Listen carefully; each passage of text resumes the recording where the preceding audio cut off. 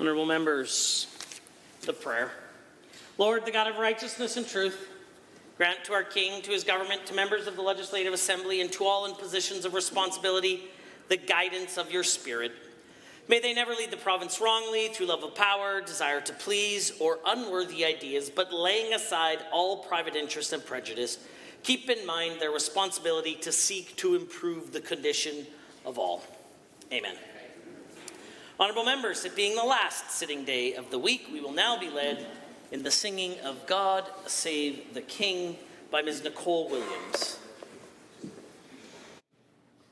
God save our gracious King, long live our noble King.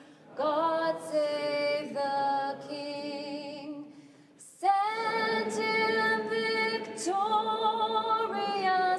happy and glorious, long to reign over us. God save the King. Please be seated.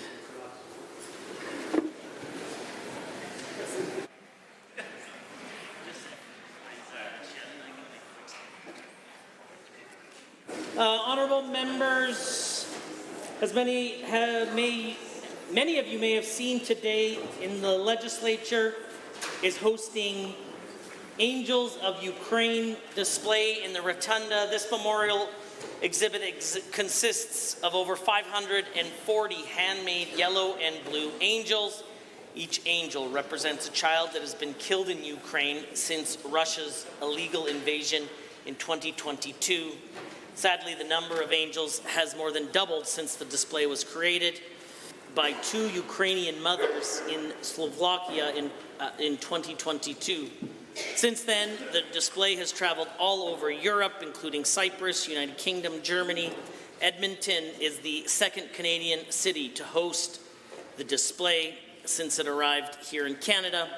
And while it's only on display for one day, I think it's particularly fitting that it's here today on Vyshyvanka Day, a day to celebrate Ukrainian heritage and folk traditions. I encourage all members to view the exhibit before they leave the Assembly. Introduction of visitors. Honourable members, it's my great privilege to introduce to you a special guest joining us today in the Speaker's Gallery, all the way from the Northwest Territories, Speaker Shane Thompson, who represents the constituency of Nahende, is visiting the legislature today to meet and learn from our dedicated LAO staff about the ways that they are engaging with Albertans. I enjoyed touring him around the legislature this morning, as well as happy to host a delegation of members for lunch with Speaker Thompson. He's also joined by the Northwest Territories Manager of Public Affairs and Communications, Jennifer Frankie Smith. I ask that they both rise and receive the warm welcome of the Assembly. I got one more. Honourable members, also joining us today in the Speaker's Gallery, as I mentioned earlier, the Angels of Ukraine display in the Rotunda. I see Consul General Danilenko has joined us, the Consul General of Ukraine. Please rise and receive the warm welcome of the Assembly.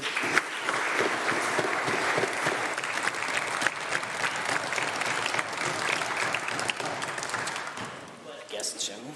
Introduction of guests. Also joining us in the Speaker's Gallery today, the Angels of Ukraine display would not have been possible without the support of Arisia Boychuk, the President of the Ukraine-Canadian Congress, Alberta Provincial Council. She's a strong supporter and a proud Ukrainian Canadian. It's my pleasure to host her and the remainder of the Ukrainian delegation. Please rise and receive the warm welcome of the Assembly.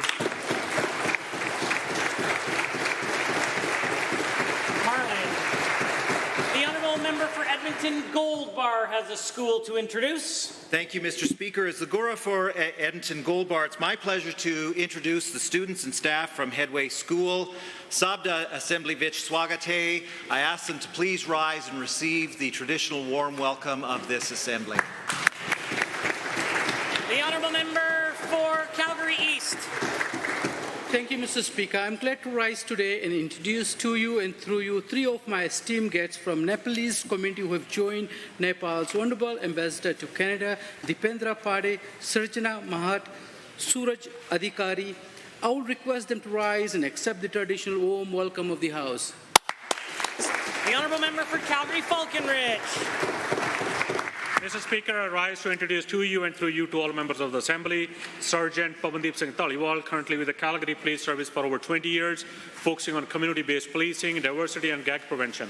His work goes beyond policing with a key role in the non-profit Kids Play Youth Foundation. Having received several awards and accolades, I ask him to rise and receive the warm welcome of the Assembly. The Honourable Minister of Seniors, Community and Social Services. Well, thank you, Mr. Speaker. I rise today to introduce to you and through you my friend Blair McCormick, who is the Executive Director of Fetal Alcohol Network Calgary, a critical organization that works with my department each and every day. I'd ask that he rise and receive the traditional warm welcome of the Assembly. The Honourable Member for Edmonton-McClung. Mr. Speaker, I rise today to introduce to you and through you to all members of the Assembly three highly accomplished guests with a keen interest in legislative proceedings, two of whom are also members of the very lively Sierra Leone diaspora in Alberta. The MLA for Edmonton City Centre and I had the pleasure to meet these three charismatic Albertans at a recent Sierra Leone Independence Day celebration. I ask Louise Damankwa, Elliot Damash and Elizabeth Darko to rise and receive the warm welcome of the Assembly. The Honourable Member for Edmonton Southwest. Mr. Speaker, it is a pleasure to introduce to you and through you Manwar Khan and his wife Nasheed Sultana. Manwar is a longtime community leader and advocate and the founder of Do Not Be a Bystander anti-bullying campaign. He is recognized nationally for his work. Please rise and receive the warm welcome of this Assembly. The Honourable Minister of Agriculture and Irrigation. Mr. Speaker, I'm happy to rise today and introduce to you and through you Marino Farella, an international exchange student from southern Italy who is completing his grade 12 year here in Alberta through the Rotary Club of Calgary Exchange Program. Joining him as club president, Mr. Brian Walton. Thank you both for being here today, and thank you to Rotary for what they do. Please rise and receive the warm welcome of this Assembly. The Honourable Member for Calgary, Bular McCall. Mr. Speaker, I rise to introduce three guests from Calgary. Saima Jamal, a well-known community organizer and activist. Nazia Harris, a real estate professional for the last 20 years. And Nazir Haimon, a lecturer of economics. I also want to note that they were asked to remove their keffiyehs, which I find very disrespectful. I ask them to rise and receive the traditional warm welcome. The Honourable Member for Banff Kananaskis. Thank you, Mr. Speaker. I introduce to you and through you one of my favorite constituents, don't tell my husband, my good friend Stefan Legault. He's here as the Senior Manager from Alberta Energy Transition for Environmental Defence Canada. Please rise and receive the warm welcome of the Assembly. The Honourable Member for Red Deer South. Thank you, Mr. Speaker. I am glad to rise and introduce Madhu Pandey, a guest and board member from the Nepalese community here in Edmonton. Please rise and receive the warm welcome of the Assembly. The Honourable Member for Calgary Beddington. Speaker, I rise to introduce to you and through you, representing Speech, Language and Audiology Canada, Nicole and Jared. Please rise and receive the traditional warm welcome of the Assembly. Are there others? Seeing none. Ministerial statements. Member statements. The Honourable Member for Edmonton West Henday. Nanaskaman, Mr. Speaker. Today is the official Moose Hide Campaign Day, a day of national importance dedicated to raising awareness and taking tangible steps to combat violence against women and children. On my lapel, there is a small square patch of moose hide to mark my commitment as Nehio to stand up against violence against women, children, and 2S LGBTQIA+ people. Moose hide holds a profound significance in the protective traditions of the Plains Cree people. It stands as a lasting emblem of safeguarding the most vulnerable within our community against the punishing impacts of colonialism and patriarchy. Moose hide evokes warmth, love, comfort, and gentle embrace of home. Despite the moose hide pins only covering about 2 square inches, it has recaptured the spirit of solidarity between Indigenous and non-Indigenous men and people to prevent violence against all women, children, and 2S LGBTQI+ people. This simple gesture carries the weight of generations, the spirit of resilience, and the power of solidarity. Bravery is not built by a brooch, though. but it is sustained by social movements that show out, call out, and defend women and children against violence without hesitation. According to the Assembly of First Nations, Indigenous women are 4 times more likely to be victims of violence, often sexual in nature, and 4 times more likely to be victims of homicide. The National Inquiry into Missing and Murdered Indigenous Women and Girls released 231 calls for justice to address the massive disparity in violence against Indigenous women, the first 58 of which are directed at us, the elected representatives of the provincial legislature. We must address the root issues of heteropatriarchy and colonialism in every legislative action. It is literally life or death for people.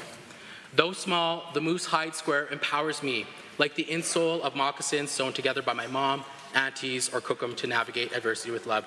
Join me in standing against gender-based violence. The honourable member for Grand Prairie Wapiti has a statement. Thank you, Mr. Speaker. This year, more than ever, we are prepared for what may be another active wildfire season. We're starting to hire sooner and are funding more positions than ever before. This means we have significantly more wildland firefighters hired and trained than we had at this point last year. I'm happy to report that our government has met its hiring targets for this wildfire season, including additional 100 seasonal wildland firefighters in Budget 2024.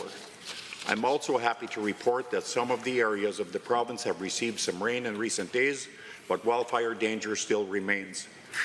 Now more than ever, it is crucial that Albertans take the necessary precautions, stay up to date on fire bans, restrictions, and advisories in their area, and avoid activities that may lead to new human-caused wildfires. I want to ensure that all Albertans who have been evacuated from their homes for 7 days or more can begin applying for a one-time emergency evacuation payment.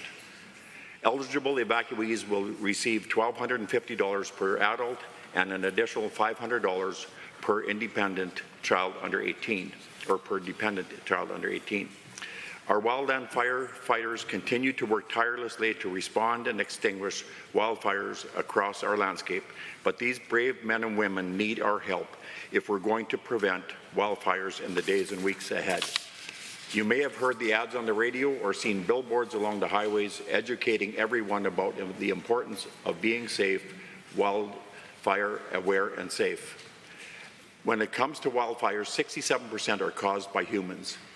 With the May long weekend on the horizon, this is a timely reminder as the weather heats up and you enjoy more of the outdoors, remember to stay safe and don't be that person. Thank you. The honourable member for Calgary-Bennington.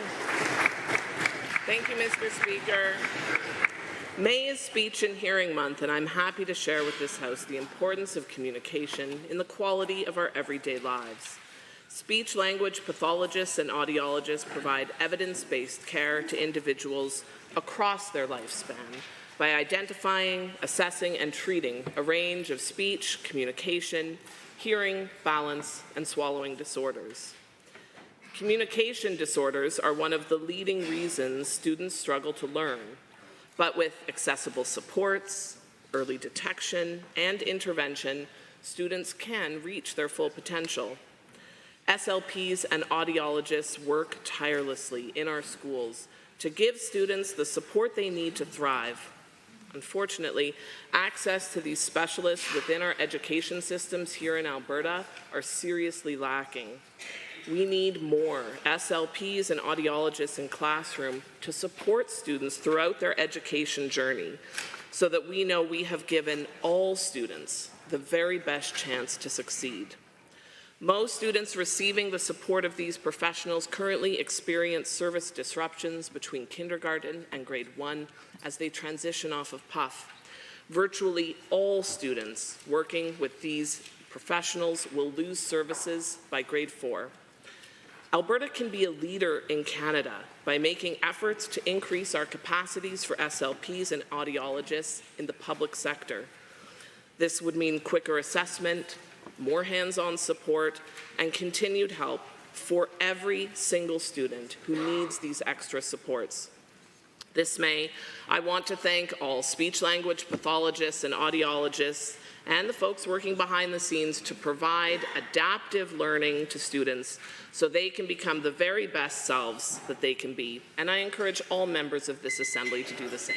Thank you. The honourable member for Edmonton City Centre.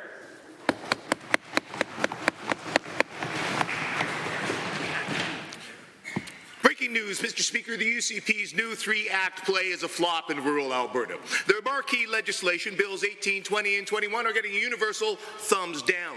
This terrible triple bill has crowds cringing, critics calling out the non-existent dialogue, cast of clueless characters, and a plot full of holes. You almost have to feel sorry for the ministers being forced to star in this democratic farce by a director bent on dominating the box office and apparently everything else in the province. But let's go to the reviews. It's extremely hard for Conservative government to make rural Alberta mad, and they've done that successfully in 3 acts. Paul McLaughlin of the Rural Municipalities of Alberta. Pay attention to this one, Alberta. It's brutal for everyone. Mayor Craig Snodgrass of High River.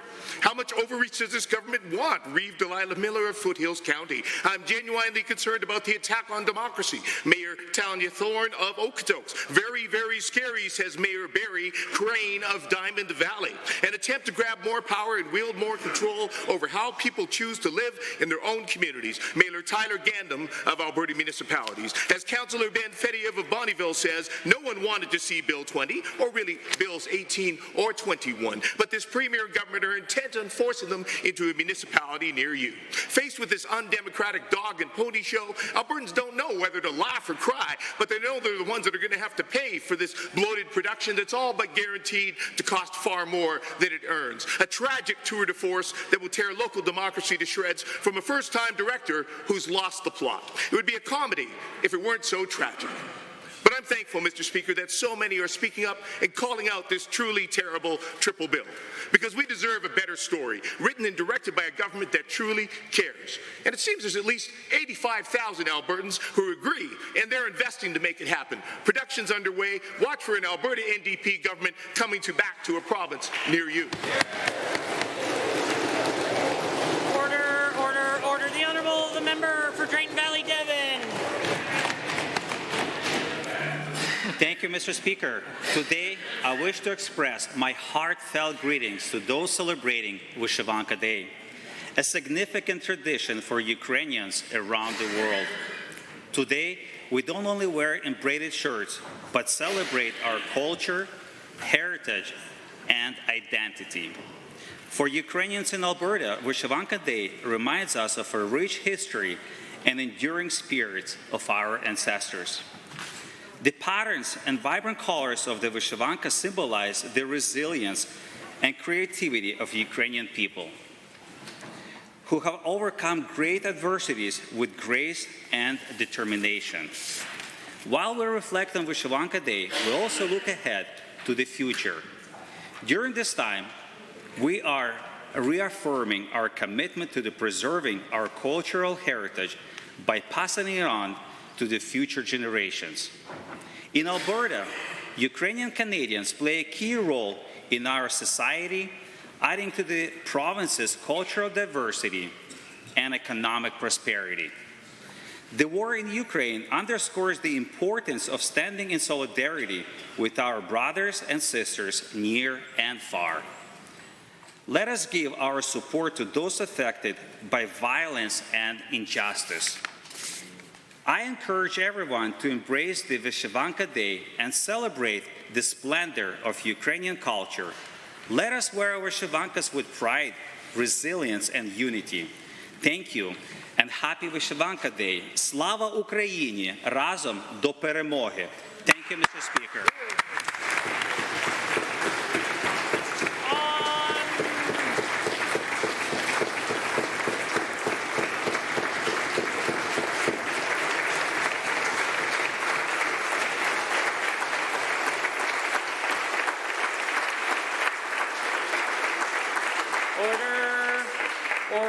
Order. Honourable members, the time is now 1:50, and that makes it oral question period. And the leader of His Majesty's loyal opposition has question 1. Mr. Mr. Speaker, today the AMA outlined more frightening observations about the state of health care in Alberta. Their president equates acute care with an aneurysm. He says it's getting big. That artery's just ready to burst. People are already forced to run from hospital to hospital just to get basic emergency surgical care. So to the Premier, instead of pushing a bill that will only help to make her cabinet even bigger, why won't she stop driving healthcare workers away and start listening to them and investing in the things they know they need? The Honourable the Premier has the call. Thank you, Mr. Speaker. I have a great relationship with Dr. Paul Parks. He texts me regularly because not only is he the head of the AMA, he's also a constituent of mine. And as we had a back and forth exchange, he reminded me that this is a problem that has been growing for 15 years, which means those guys had a chance to fix it and they didn't. And so that's why we are taking the approach of being able to ensure that we have an opportunity to increase the amount of alternative levels of care so that we can pull those 1,500 patients who are in acute care beds into the appropriate facility, and that's what we're going to do. The Honourable the Leader of the Opposition. Mr. Speaker, last year Alberta's population grew by 200,000 people, but the UCP has refused to add the necessary new resources. So now there are major hospitals without surgeons on the weekend, and there may soon be no one to care for anyone after midnight. Now, the AMA offered a report with the needed investments last year in November. Others have too. So to the Premier, as instead of focusing on making her cabinet bigger, why won't she listen to frontline workers and make health care better? They've got a plan. Why are you ignoring it? The Honourable the Premier. Thank you, Mr. Speaker. Once again, in talking with Paul Parks, he confirms for me that freeing up 1,500 acute care beds would be a massive win for hospital care. We are on the right track, Mr. Speaker, by identifying places for mental health treatment, addiction treatment, assisted living, ensuring that we have an efficient way to move people into supportive living. By taking those folks out of acute care beds, it's going to increase the amount of work we're able to do with emergency care, with surgical care. We're on the right track, Mr. Speaker. Will the Leader of the Opposition. Putting them in motels is not the right track, Mr. Speaker. Now, in response to my questions yesterday, the Premier confidently offered similarly nonsensical thoughts. She claimed nurses are unhappy in their chosen areas, so forcing them into areas they didn't choose will help with recruitment.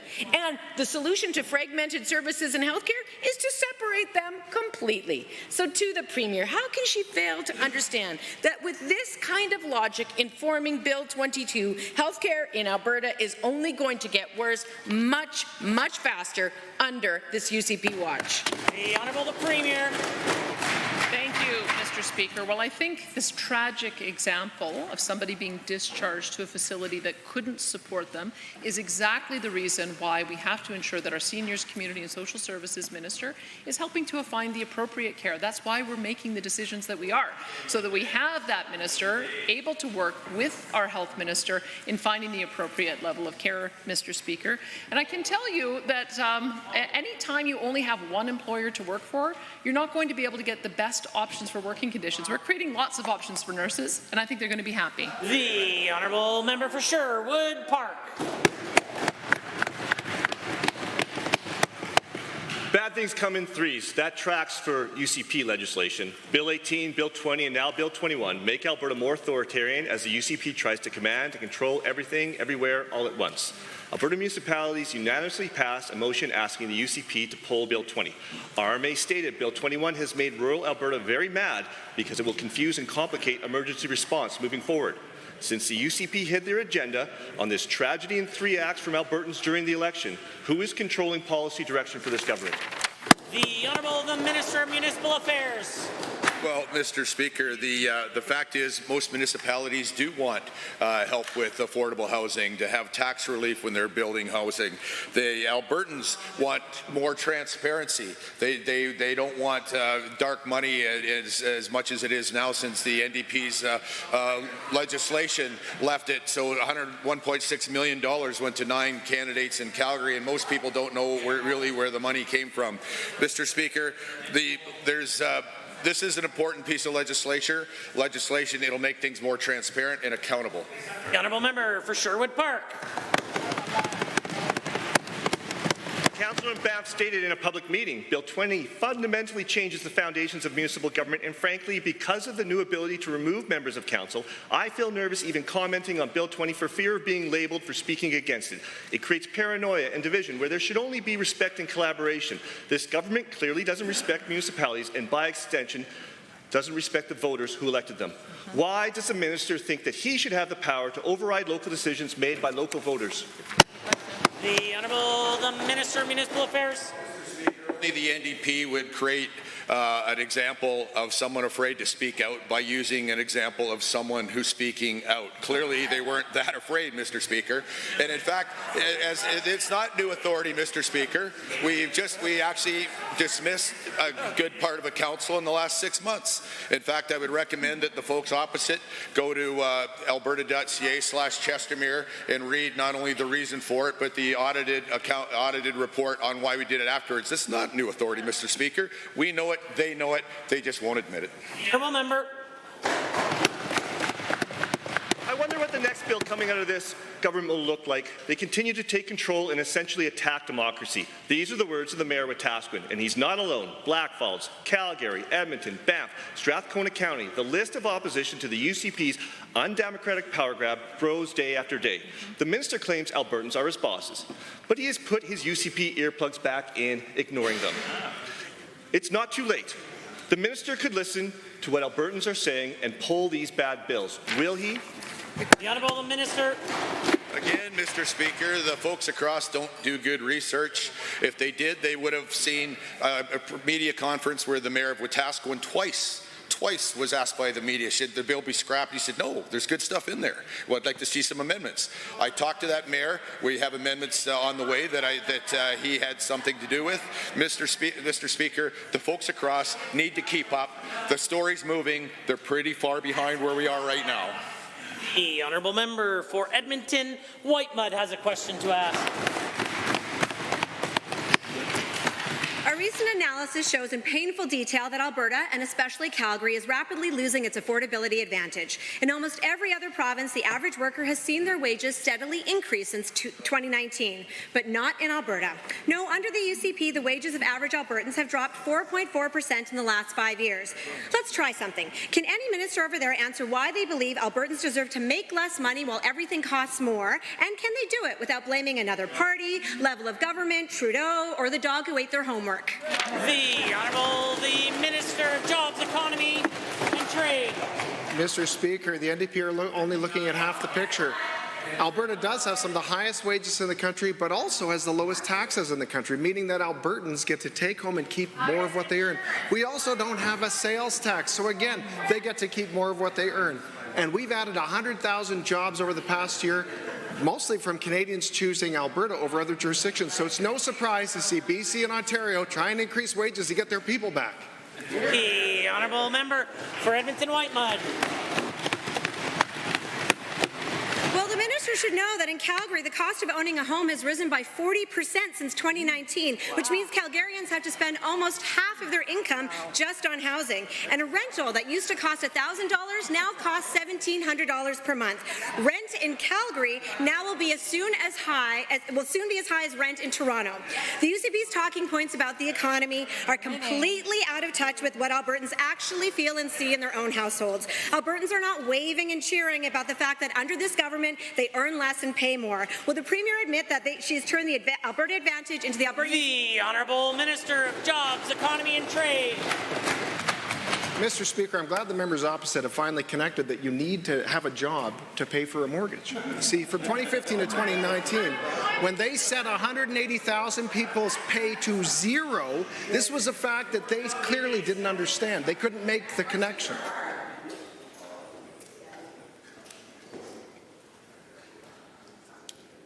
The Honourable the Minister of Jobs, Economy and Trade. Perhaps I'm not being fair. Perhaps they have connected you need a wage for a mortgage, but that mortgage should be in BC. That's why they were telling Albertans to move to BC to get a job. So, Mr. Speaker, the NDP shouldn't comment on anything related to jobs or the economy. Please choose another category. The Honourable the Member. The economic advantages that once made Alberta desirable have all but vanished under the UCP. The numbers prove it. Wages have dropped, unemployment is up, and the cost of living has soared. Alberta is calling, but if you answered the call, you'll find there's not enough room in the school for your kids. Good luck finding a family doctor, and we hope you don't mind getting your health care in a hallway or a motel. Between that and decimating Alberta's booming renewable energy sector and creating investment uncertainty through undemocratic schemes, is the new Toryland Premier prepared to take responsibility for eroding the Alberta advantage, or is personal responsibility just so 2012 Wild Rose? The Honourable Order. The Honourable Minister of Jobs, Economy and Trade. Mr. Speaker, the NDP continue to demonstrate that they don't think Alberta's that great. But you know who disagrees? Albertans and all of Canadians who are moving here in record numbers.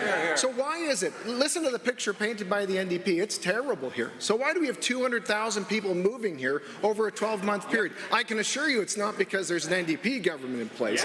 We saw 200,000 people move the other way last time they were in government. So, Mr. Speaker, again, I would encourage the members opposite to say 3 nice things about Alberta in their next question. The order. The Honourable Member. Order. The Honourable Member for Edmonton South has the call.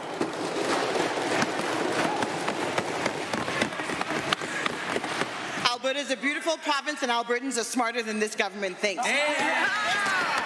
This government talks a lot about their support for the rule of law and respect for democracy and free speech and expression. But you have to read the details to see the full story. When it comes to academic freedom, it's not the researchers or the academics or even the students whose views need to be protected. No.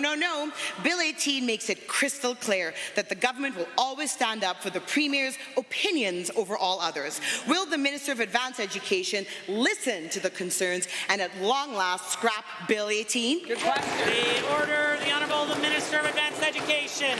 Thank you, Mr. Speaker. Just a couple of days ago, I had the opportunity to meet with the Alberta Academic Staff Association. They actually came to the legislature to meet with me, and we talked about Bill 18, and I'd like to thank them for making the time to come out and have this conversation. And through the course of this conversation, I invited them to join the stakeholder engagement. So we are going to put regulations together in the summer, and they're going to be at the table, and we are going to make sure that Alberta is more competitive than ever before. A member for Edmonton South. There isn't a university out there that believes this government, who cut hundreds of millions of dollars from post-secondary budgets, is actually interested in supporting them. Instead, the gatekeeping Bill 18 is more focused on ensuring that the research of the Premier supports gets priority. There is a simple way to ensure that post-secondaries get the support they deserve and need. Actually fund them, Mr. Speaker. Will the minister admit that Bill 18 is just a mask for half a decade of cuts to post-secondary under this government and just pull it? The Honourable Minister of Advanced Education. Mr. Speaker, we have made tremendous investment in the post-secondary sector, and I've talked about this many times in this House. And in regards to Bill 18, we are going to collect more information on the amazing research that's being done at our post-secondary institutions, and we're going to work together to make sure we have a robust process in place to support the research that is of priority to the provincial government. The Honourable Member.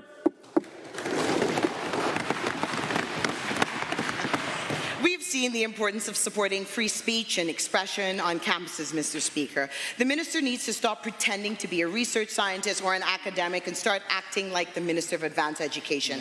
She has the power to do something. The Post-Secondary Learning Act gives her the power to launch an investigation into the deeply disturbing conduct we saw into peaceful demonstrations on campus.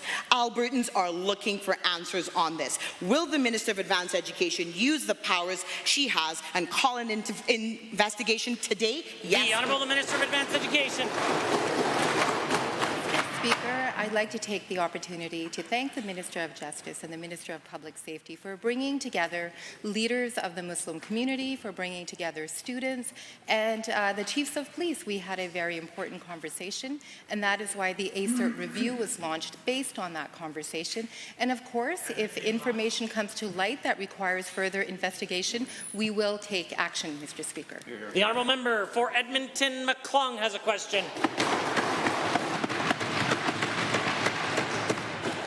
The regional municipality of Wood Buffalo endorsed a $1.5 billion East Clearwater Highway project as a preferred option for a secondary evacuation route. The road would connect northern communities such as Fort McKay, oil sand sites, and Fort McMurray itself to Highway 881, offering a second escape route if Highway 63 was ever blocked. In May 2017, the NDP government committed $5 million to the Raiden Road's initial design and planning, and the Wood Buffalo Municipal Council called for pre-design funding as well. It's been 5 years. Can the Minister please say why his government has failed to start this project? The Honourable Minister of Transportation and Economic Corridors. Well, Mr. Speaker, Highway 881 is a very important, critical road in the province of Alberta. That's why we've actually done the engineering on 14 passing lanes that will help, once completed, the consultations with First Nations is underway, and we're making sure that these 14 passing lanes can be built. The construction hopefully will be started next year, and it'll take 3 years to complete, but obviously, Mr. Speaker, whether it's Northern Alberta or other places across this province, we want to make sure that our road network is there, not just to help out the economy and truck traffic, Mr. Speaker, but also making sure that communities are safe all across this province. The Honourable Member for Edmonton-McCleod. The Transcontinental Railway took less time, Mr. Speaker. Given that Fort McMurray needs an additional evacuation route, and given the Premier instead named Highway 686 as a priority instead of the East Clearwater Highway project, and given that even though the agreements have been signed with 3 First Nations to begin work on connecting Fort McMurray and Peerless Lake with a 218-kilometre 2-lane gravel highway, no work has been done to start the project. Can the Minister please update this House why this project is grinding along so slowly when it's supposed to be the Premier's priority? The Honourable Minister of Transportation and Economic Corridors.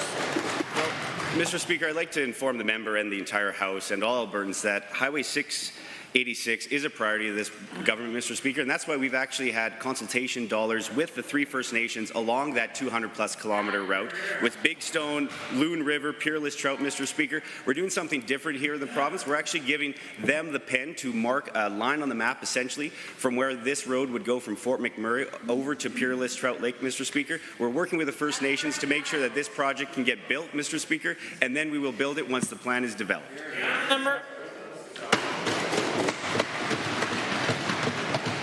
Given that 2 days ago we asked the Minister on behalf of the people of Fort Chip, but they had not had a sufficient answer, and given that the only transportation routes for the people of Fort Chipewyan are air via the airport and water via the dock, and given the dock is run aground due to the drought and the lake being too low, and given the dock is needed for evacuation purposes, and the community has been asking the province for help on this for months, will the Minister today commit to helping the people of Fort Chipewyan with a dock extension to ensure they can evacuate by water on a lake if needed? The Honourable Minister of Transportation and Economic Corridors. Mr. Speaker, the short answer is yes. If this dock, obviously this community-owned dock, needs any dredging work and any kind of upgrades, Mr. Speaker, that's something that we, within Transportation Economic Corridor, we can help with permitting, whether it's the federal government or our own environment ministry here in the province, Mr. Speaker. But yes, there's lots of companies around the province that can do this work, and it's something that if the dock improvements are necessary, we will do. But Mr. Speaker, I'd hate to play politics with this, but the NDP is trying to, I think, incite some fear. This government is very committed to Northern Alberta, especially during wildfire season, to make sure that there's safety egresses on the transportation side, that there's solid evacuation plans to make sure that people are safe, especially. The Honourable Member for Leduc Beaumont. Thank you, Mr. Speaker. When the Calgary City Council was led by NDP leadership candidate and current anti-union champion Naheed Nenshi, the city's record on housing was a complete failure, including rejecting many new communities that would have increased housing supply in Calgary. His terrible leadership contributed directly to the housing affordability challenges in Calgary and will be even more devastating if this lifelong Liberal becomes NDP leader. To the Minister of Seniors, Communities and Social Services, what is our government doing to ensure that homes are being built for all Albertans, despite what the anti-housing NDP might want? The Honourable Minister of Seniors, Community and Social Services. Well, I'll tell you what we're doing, Mr. Speaker. We're building the most houses in the history of Alberta, Mr. Speaker. We're also also building more than anywhere else in the country, where the rest of the country is seeing a 9% decrease in housing starts. You know what's happening here in Alberta? This last month, a 57% increase in starts in Calgary, a 64% increase in Edmonton, Mr. Speaker, and we are on track again to have the largest construction season in the history of the province. A stark contrast from what was taking place under the NDP, where we lost houses, Mr. Speaker. The honourable member for Leduc-Beaumont. Thank you, Mr. Speaker. Given that Alberta has a record-breaking quarter and nearly 14,000 housing starts since January, and given that other provinces like Ontario saw a 37% decrease in housing starts, including 38% decrease in Toronto, and further given that our neighbours to the west also saw 11% decrease in housing starts, with Vancouver outpacing its provincial trend with a 30% decrease. To the same minister, what are we doing in Alberta that is so successful compared to other provinces? The Honourable Minister of Seniors, Community and Social Services. She just said in the recent reports, we are the only bright spot anywhere in the country right here in Alberta, and they credit a stable Conservative government who is rejecting socialist policies like the members opposite want to bring in, like rent control. And because of those efforts, Mr. Speaker, we're seeing another record, Mr. Speaker, I'm so excited about. I hope the House hears. The largest, the highest amount of building permits have been issued in the history of the province, Mr. Speaker, and we're just getting started. So stick with us. Alberta, we're going to keep building houses, Mr. Speaker. Order, order, order. The honourable member. Thank you, Mr. Speaker.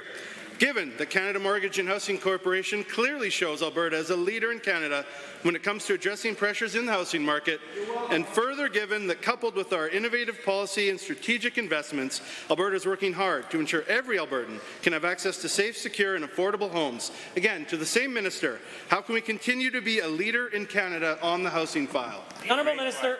Mr. Speaker, we're going to do two things. We're going to keep rejecting ideas like rent control, Mr. Speaker, and putting in place good policies that are going to allow our industry to continue to make more houses than any time in our history, at the same time as investing strategically in the right areas for things like seniors' homes and other type of affordable structures, Mr. Speaker, which we are also doing in a record way right now. So right now, it's a great story in the province. We should celebrate it. Alberta continues to lead this country. I know that doesn't surprise this side of the House. It sounds like it surprised this side of the House, Mr. Speaker.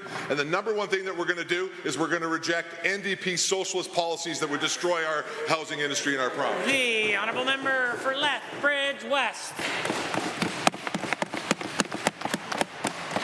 Mr. Speaker, Holy Spirit School Division needs a new middle school in downtown Lethbridge. It is not a new request. I've toured the school. The Minister of Affordability and Utilities, an MLA for Lethbridge East, has toured the school. Everyone in the city knows that St. Francis Middle School needs to be rebuilt, so I don't need to hear what the government is doing for the Lethbridge Public School Division. I don't need to hear about unaffiliated government planning processes. The only answer I need from the minister is, where is Holy Spirit's new St. Francis Middle School? The Honourable Minister of Education. Mr. Speaker, building schools in every corner and community of our province is incredibly important to this government. We are proud of the fact that Alberta is one of the fastest, if not the fastest, growing province in the entire country. Of course, that does create some pressure, and that does mean that we need to continue our work in building and modernizing schools across the province, including in Lethbridge. We know, of course, Lethbridge Catholic School Division has requests for new schools, as do all of our school divisions. Every year we will evaluate those requests and determine prioritization in budget cycles. The honourable member for Lethbridge West. Mr. Speaker, given that there was a certain arrogance in the way the minister just hand-waved away the concerns raised by the Holy Spirit School Division with respect to their desperately needed middle school, and there were no commitments to any kind of planning or plan even to make a plan for Holy Spirit, and given that the people of Lethbridge are listening, can the minister explain why he is ignoring the needs of the Catholic School Division in Lethbridge? Good question. The Honourable Minister of Education.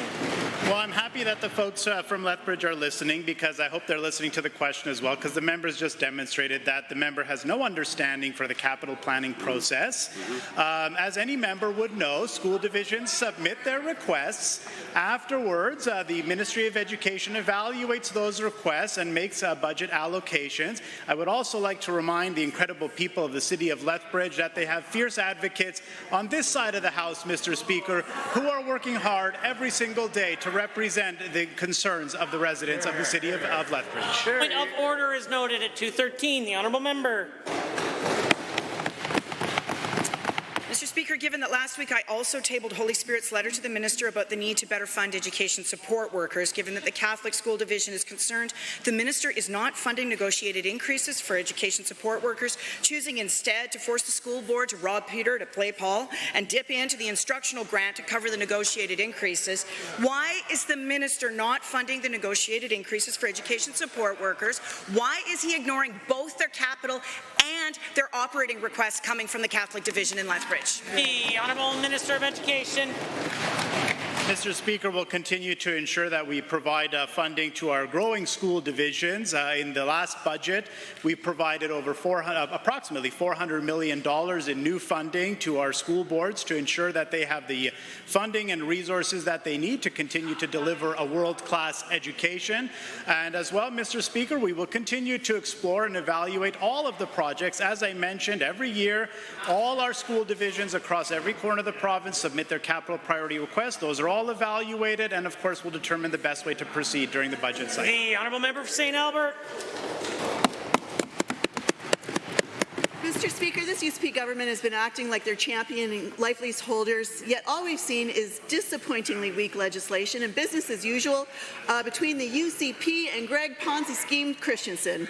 Hundreds of seniors have been waiting for their life savings to be returned and are now spending what should be their carefree retirement years feeling shame for being duped by Christensen. Other than 9 meetings resulting in no action, what is this minister doing to get their life savings back? Question. The Honourable Minister of Service, Alberta. Mr. Speaker, that's Rich, coming from a caucus who actually was in government and had a chance to fix this back in 2017, and unfortunately they did nothing.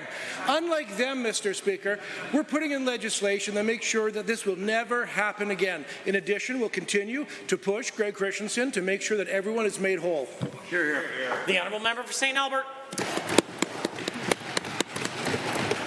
Given that Greg Christensen has donated tens of thousands of dollars to the UCP government and continues to financially benefit from contracts with them, and given Bill 12 is a toothless piece of legislation that offers only the bare minimum of consumer protection for life leases, the fact that the government continues to do business with this bad actor is alarming. Who is driving the getaway car? Greg Christensen, the minister, the entire UCP government? The Honourable Minister of Service, Alberta. Mr. Speaker, it doesn't seem like there was much of a question in there. It was more of an opportunity for that member to stand up and smear our government and as well as other individuals. But I would say this, Mr. Speaker, that is the caucus that voted with us on third reading. In fact, as I recall, that life lease legislation passed unanimously. So they failed them in 2017. At least they didn't fail them this year, and they voted with us on Bill 12. And I'd like to congratulate the members opposite for passing that legislation to make sure this does not happen again. Order. A point of order is noted at 2:16. The Honourable Minister of Seniors, Community and Social Services raised the point of order. The Honourable Member for St. Albert.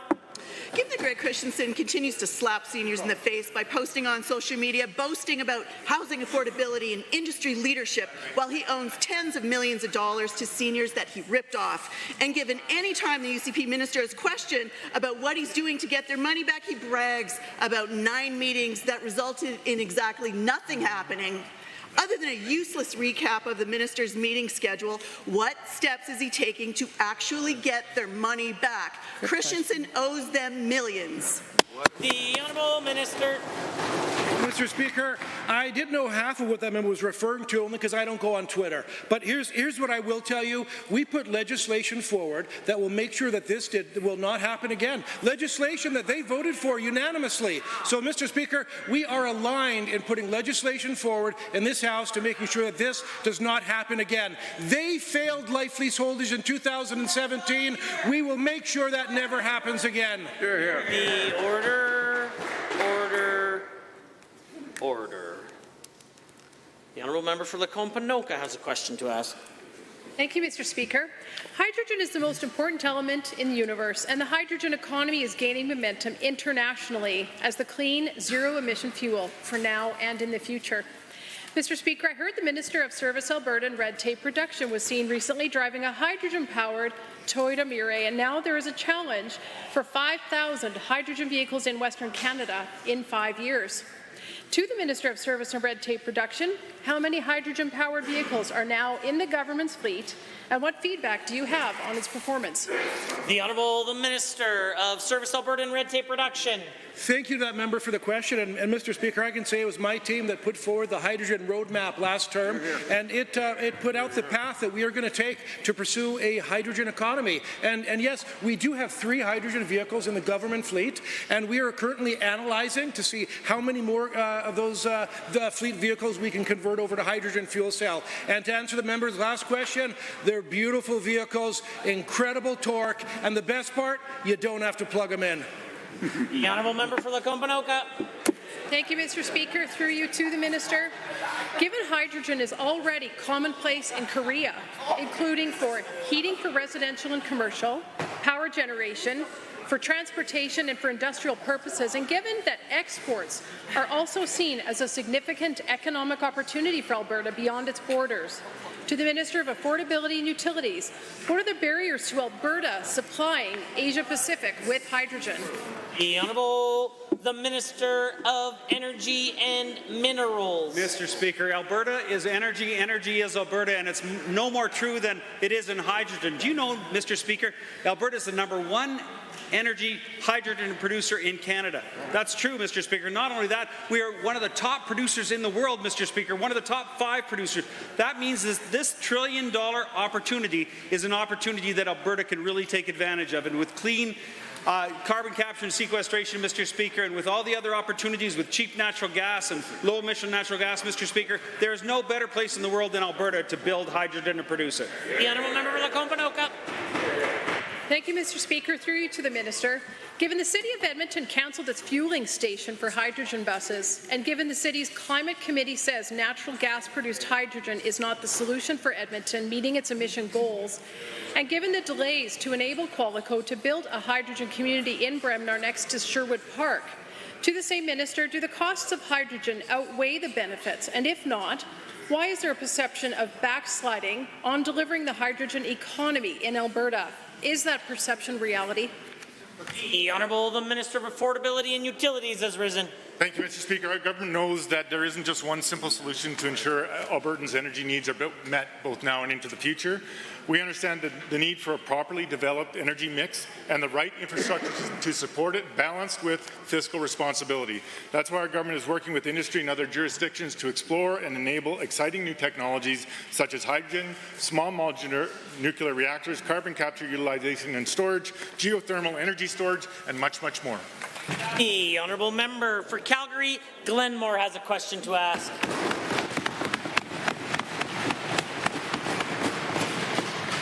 Mr. Speaker, the UCP appointed longtime partisan David Yeager to the AER board. Mr. Yeager says that the Premier ran for the Wild Rose Party upon his request and that he taught her everything she knows about energy. Here's the thing, Mr. Speaker, we are touched by the Premier's friendships, but our province requires a non-partisan regulatory body to enforce regulations. Why didn't the UCP appoint Indigenous leaders, remediation experts, and environmental leaders? The Honourable Minister of Energy and Minerals.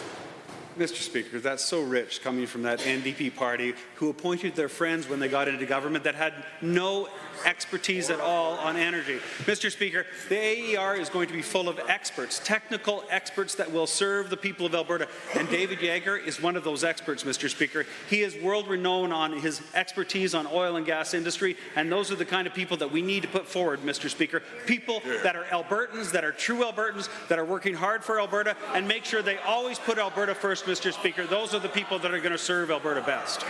Order. The honourable member for Calgary, Glenmore.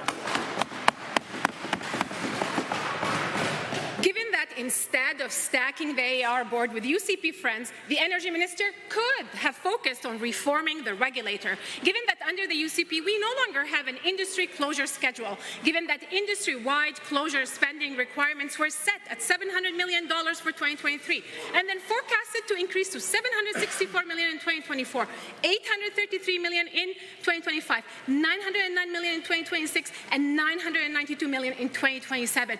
Why did the minister erase the schedule and weaken? The Honourable Minister of Energy and Minerals.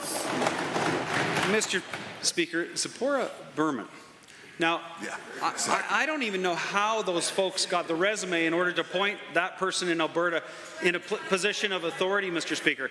What I do know is this, that we will take no lessons from that previous NDP government when they let the AER run wild with the people of Alberta's money.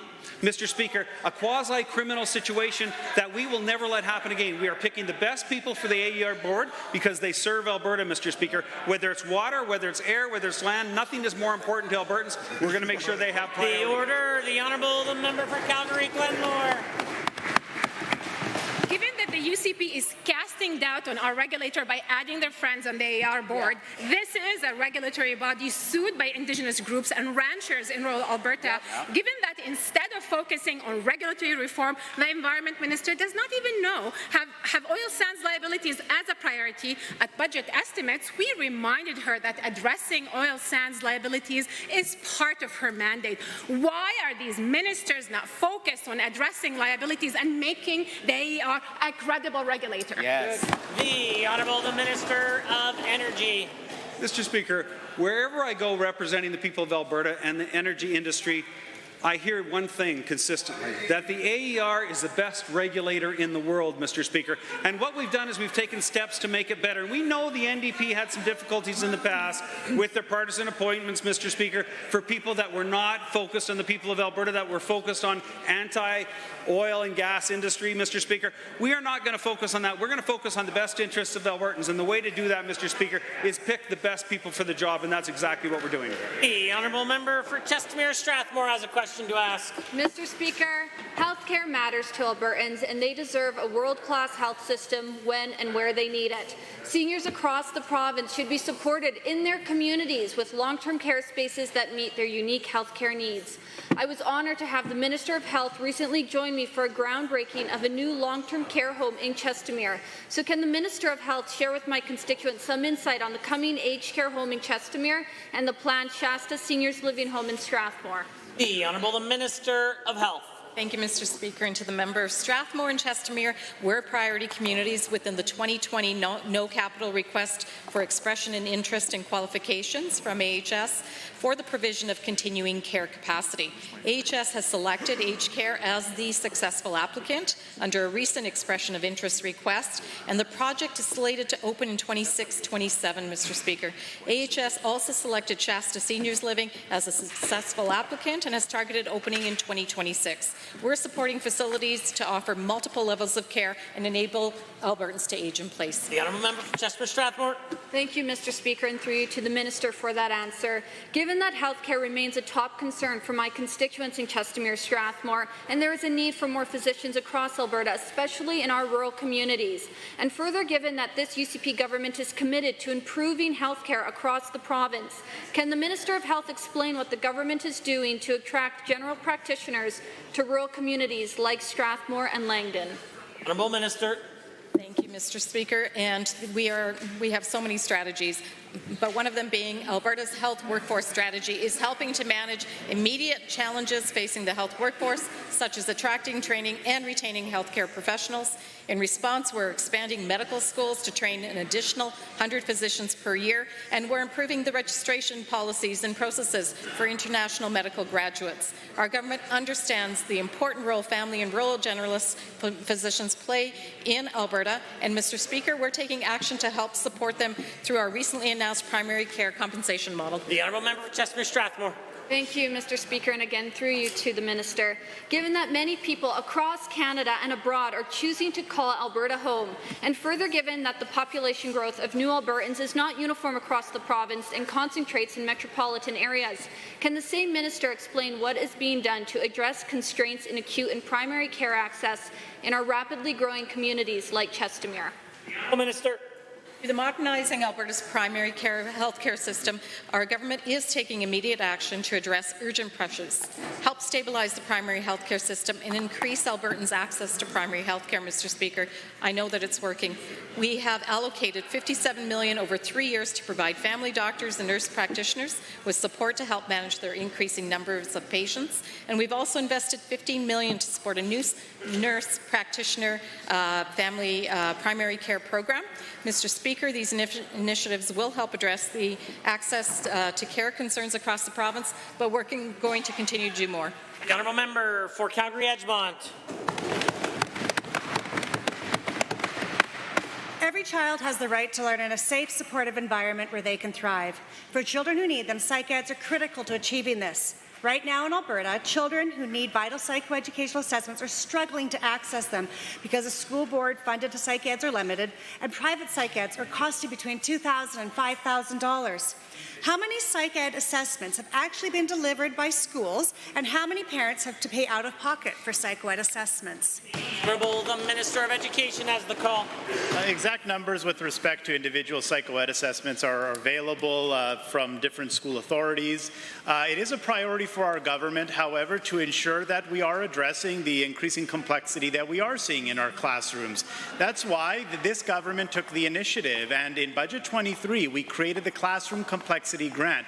This grant provides $126 million over the next 3 years, including $44 million this year alone, for our school divisions to hire educational assistants, psychologists, speech-language pathologists, and other professionals to address these complexity issues. The honourable member for Calgary-Edgemont. Bill 208 ensures that children who need psych eds will get them, but it goes a step further, ensuring teacher training and funding for complex classrooms are also addressed. And given that Bill 208 takes a critical step to ensuring students, teachers and staff have the support they need to ensure Alberta's education stays world class. And given the ATA report Beyond Capacity shows that more than 56% of Alberta teachers do not think that the assessments they requested will be fulfilled within the school year, how many students haven't received the psycho-ed assessments they've been referred to, and how long are these students waiting for? The Honourable Minister of Education. Again, those details are available with respect to individual school authorities. But this is an important issue that we do need to address, which is why our government is taking action. I mentioned the classroom complexity funding that is provided directly to school authorities to hire psychologists, speech-language pathologists, and other professionals to help support these critical needs. In addition, in total, Budget 24 provides over $1.5 billion in learner support funding. And this is to help ensure that students have the services and the support that they need to succeed. Honourable Member for Calgary-Edgemont.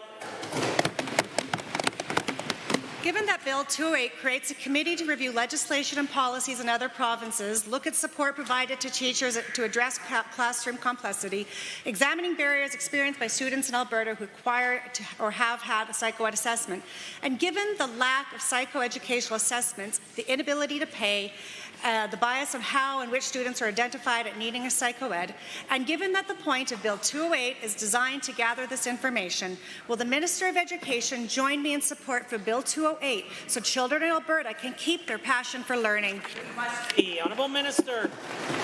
Well, Mr. Speaker, I've already provided my comments with respect to Bill 208 during debate time. I don't think I can actually comment on it further at this stage. I think I used all of my available time during the debate proceedings. Again, that being said, Mr. Speaker, we recognize how critical and important it is to ensure that our students get the support that they need at an early age as well. It's one of the reasons why our government mandated literacy and numeracy screening for all students in grades 1 to 3, and that we're currently reviewing early literacy screening because we believe and understand that we need to get it right for early kids as quickly as possible. The Honourable Member for Edmonton-Decorah has a question. Mr. Speaker, Alberta Advantage program, once a beacon of hope, is stagnating in issuing nomination certificates. The numbers paint a bleak picture. As Alberta struggles, other provinces flourish. My hard-working constituencies experience a sign of failure under the UCP government, where skilled workers are left in limbo. It's time for action, not just promises, to promote talent and secure Alberta's future prosperity. Considering the current unpredictable immigration program, what is the Minister's message to Alberta's stranded skilled workers? The Honourable the Minister of Immigration and Multiculturalism. Thank you very much, Mr. Speaker, and thank you to the member for the question. As you know, Mr. Speaker, Alberta is land of opportunities, and people continue to come to Alberta, and we continue to have them through our Alberta Advantage immigration programs. And we have 8 streams in this, and there's a labor shortage in general in our province, and people continue to move here, and we continue to address the need of labor shortage in this province, and we will be happy to continue to receive more people and help more people as we receive more people here. Member for Edmonton to Court. Given that the harmful impact of this decision on skilled workers who face uncertainty and exclusion from pathways to permanent residency, and given that the suspension of Alberta Opportunity Stream is driving skilled workers to seek other opportunities, given that only 5,000 nomination certificates were issued under the current Alberta Opportunity Stream in 2023, how does the Minister rationalize the UCB's decision to halt this crucial program to Alberta's economic prosperity? The Honourable Minister of Immigration and Multiculturalism. Thank you, Mr. Speaker, and thank you to the member for the questions. I would suggest to the member to please keep an eye as to how we are proceeding with this Alberta Advantage immigration programs. Our program for 2024, right now, as we are only 5 months into the year, is more than 73% of our allocations that we have for this year. So we continue to work with federal government to increase our nominations and address the labor shortage that we have in this province, Mr. Speaker. This program is one of the best in our country, and that's why we continue to receive more people. The order, the Honourable Member. Well, Minister, the reality is different than you described. Given that the letter I'm tabling today shows the UCB's mismanagement has turned Alberta's immigration system into a source of frustrations for skilled workers. And given that despite promises of increased nominations, the lack of transparency plunges Alberta's immigration future into uncertainty. Given that key sectors like construction, agriculture, hospitality, and tourism suffer from talent shortages, will the Minister commit to reversing the existing pause on the program? The Honourable Minister. Thank you, Mr. Speaker. And this is no secret, Mr. Speaker, that we are facing labor shortage here with respect to skilled workers. And we are trying to address that in a number of ways, including apprenticeship program and other programs within the province, as well as seeking qualified people from around the world. And we are fully aware of the situation. We continue to work with the federal government, and I asked my member opposite here to help me to get more nominations for this province. The Honourable Member for Calgary, Fish Creek. Thank you, Mr. Speaker. Alberta's recent announcement regarding the development of a passenger rail master plan marks a significant milestone in our province's transportation infrastructure. Hear, hear. This initiative underscores our commitment to fostering accessibility, efficiency, and connectivity across Alberta while addressing the evolving transportation needs of our growing population. Given the significant investment allocated in Budget 2024 to support this master plan development, can the Minister of Transportation and Economic Corridors provide clarity on the key objectives and timeline for the development of Alberta's passenger rail master plan? The Honourable Minister of Transportation and Economic Corridors. Well, thank you very much, Mr. Speaker. The rail master plan that we just announced with this last budget is a visionary plan that actually looks at how we can connect people in Edmonton and Calgary with a commuter rail system and their surrounding communities to their international airports, as well as to the downtown core, as well looking at regional rail lines, Mr. Speaker, possibility of a high-speed train from Edmonton to Calgary with a stop in Red Deer, as well as Edmonton and Calgary connected to our mountain parks. So, Mr. Speaker, this is a big visionary plan. It could take 15 years to fully develop, but we had to start somewhere, Mr. Speaker, and we want to make sure that we consult with Albertans all along the way. The Honourable member for Calgary Fish Creek. Thank you, Mr. Speaker.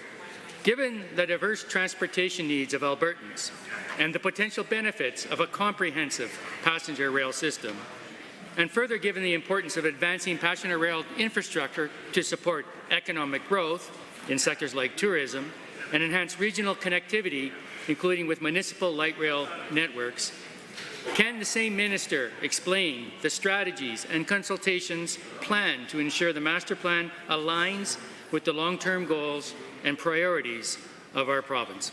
The Honourable Minister of Transportation and Economic Corridors.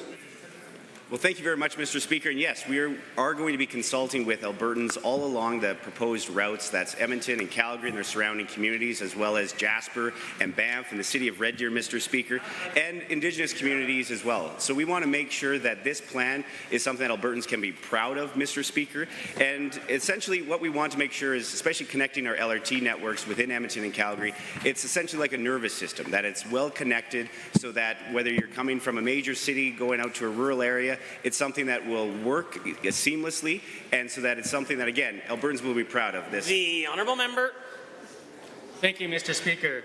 Given the importance of careful planning and collaboration in the development of a passenger rail network that serves the best interests of Albertans, and given the province is looking forward to engaging with stakeholders, including municipalities, Indigenous communities, and the private sector in advancing passenger rail in the province, can the minister outline the government's approach to maximizing the economic and social benefits of a passenger rail while ensuring prudent use of taxpayer dollars and transparent decision-making?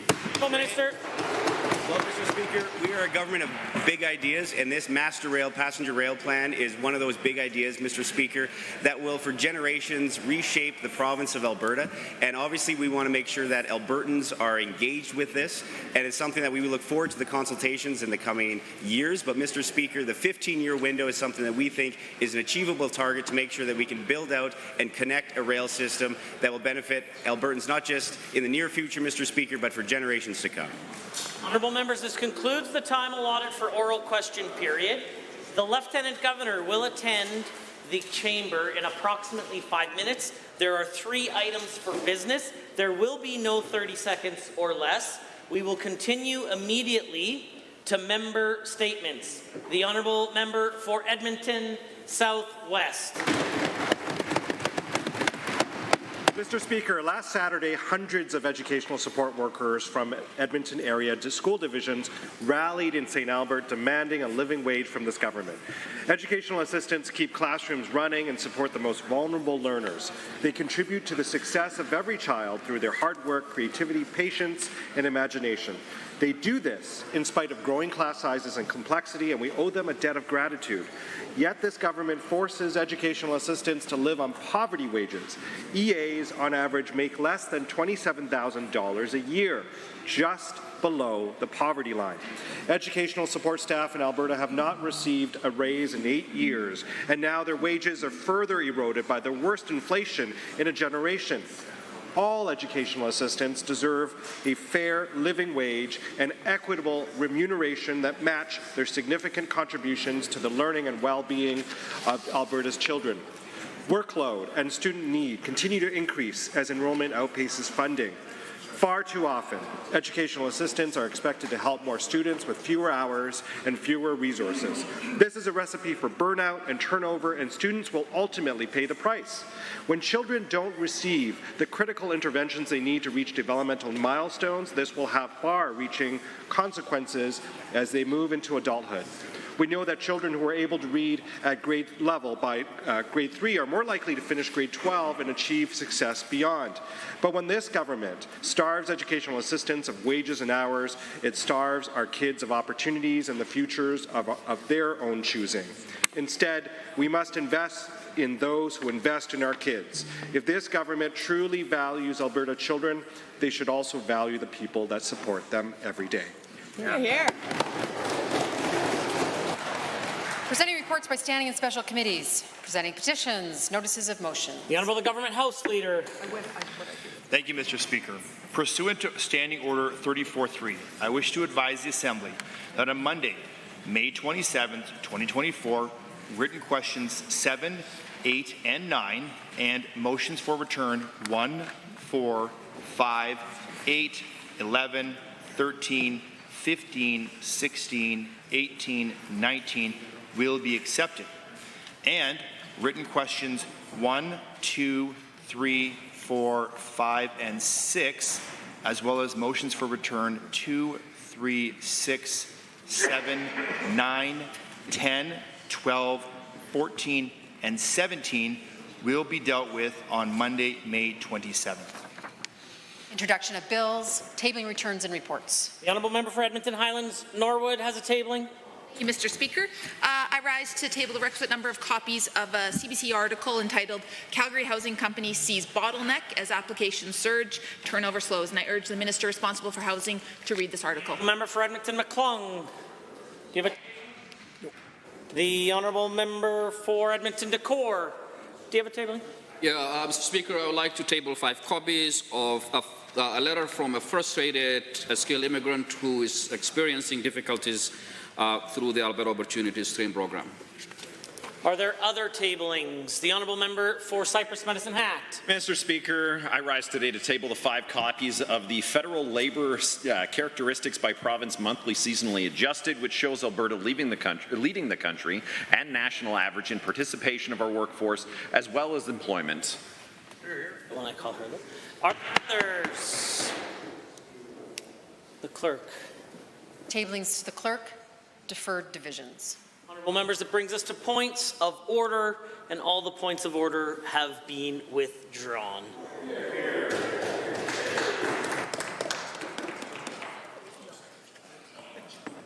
The Honourable the Premier. Mr. Speaker, Her Honour the Honourable the Lieutenant Governor will now attend upon the Assembly.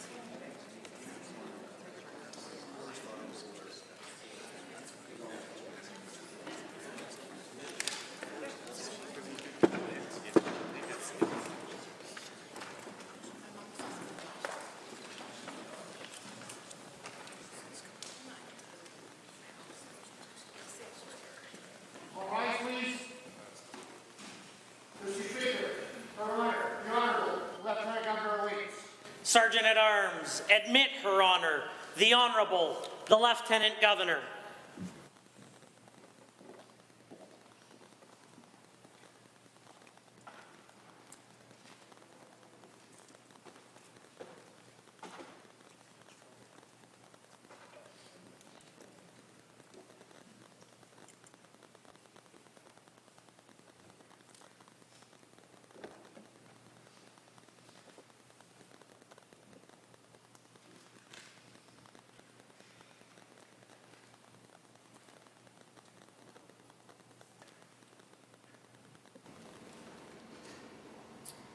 Please be seated.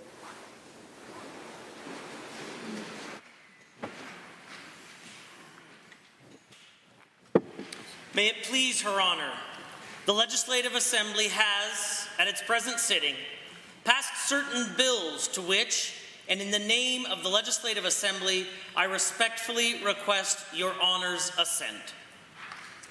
Your Honour, the following are the titles of the bills to which Your Honour's assent is prayed. Bill 10, Financial Statutes Amendment Act 2024.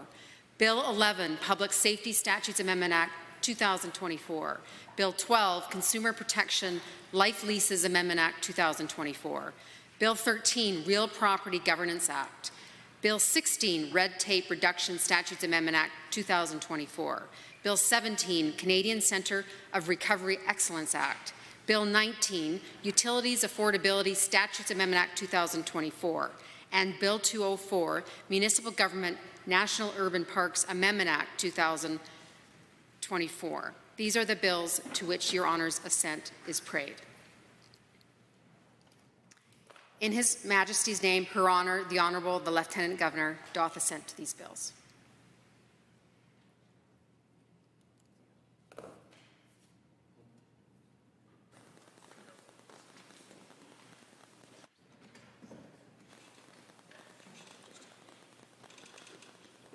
All rise, please.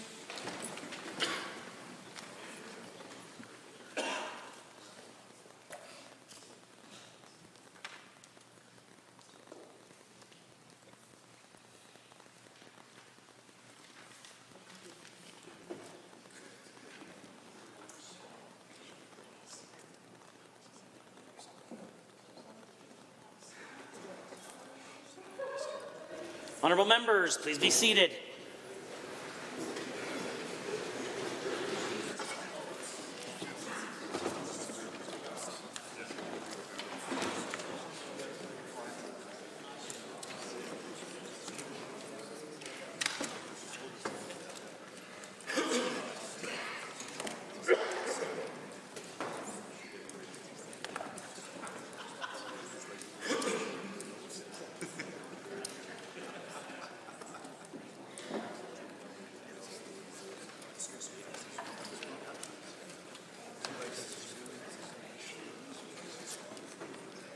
Honourable members, orders of the day, orders du jour.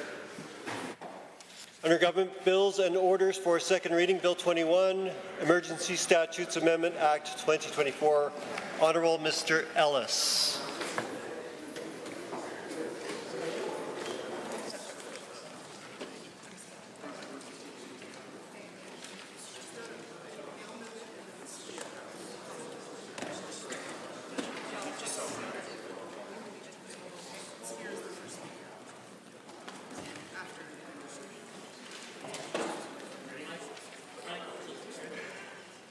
The Honourable, the Deputy Premier, the Minister of Emergency Services, Public Safety and Emergency Services.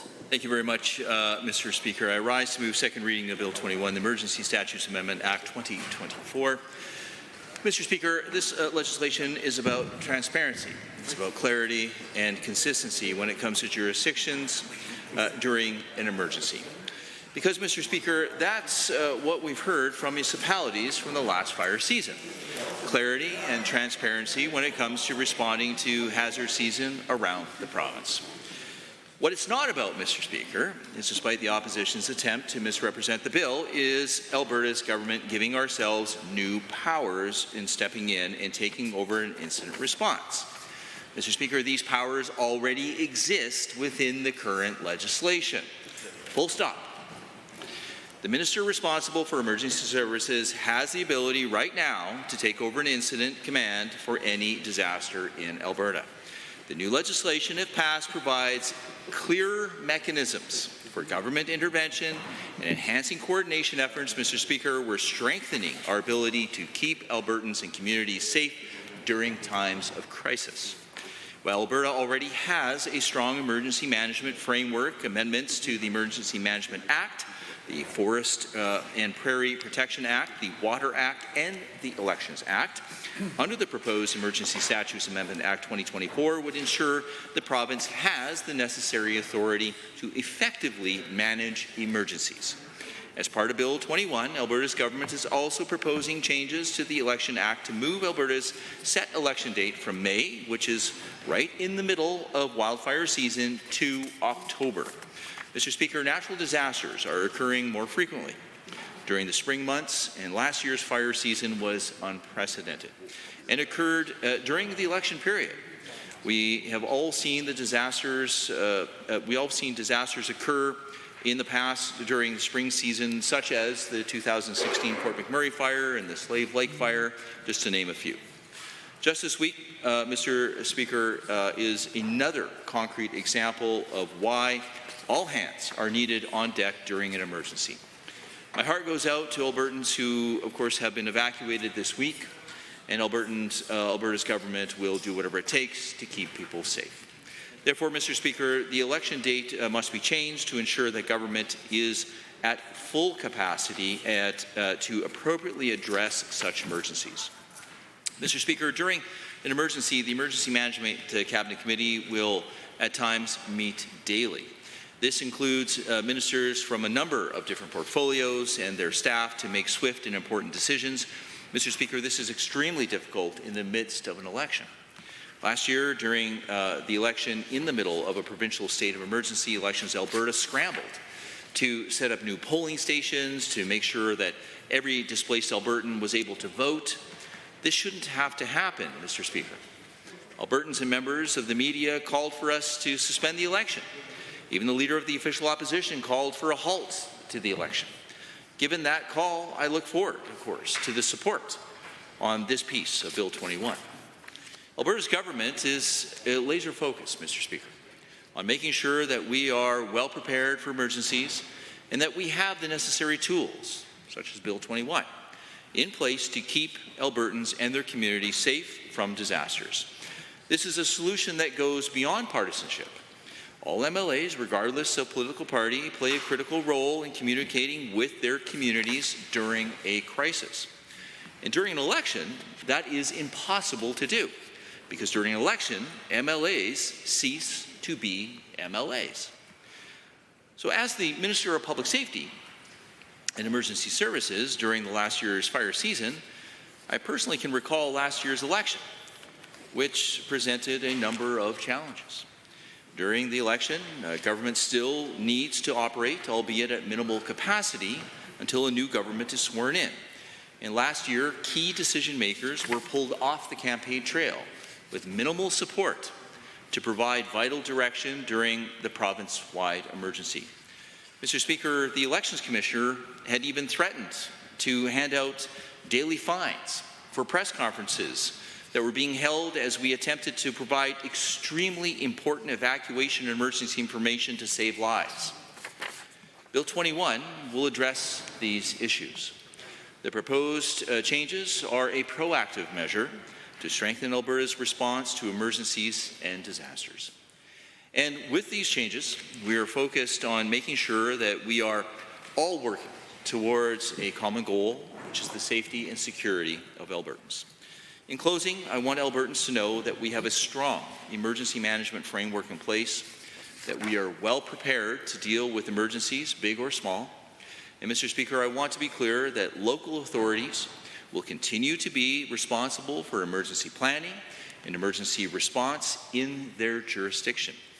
What we are doing, Mr. Speaker, is introducing a reporting process that improves clarity, that improves transparency, and as well as consistency, which will be in line with a new 4-stage reporting process when there is a need for additional provincial support. With this in mind, as the Minister of Public Safety and Emergency Services, I move second reading of Bill 21, the Emergency Statutes Amendment Act 2024. Thank you, Mr. Speaker. Thank you, Minister. Are there any others wishing to speak to Bill 21? The honourable member from Calgary, Bular-McCall.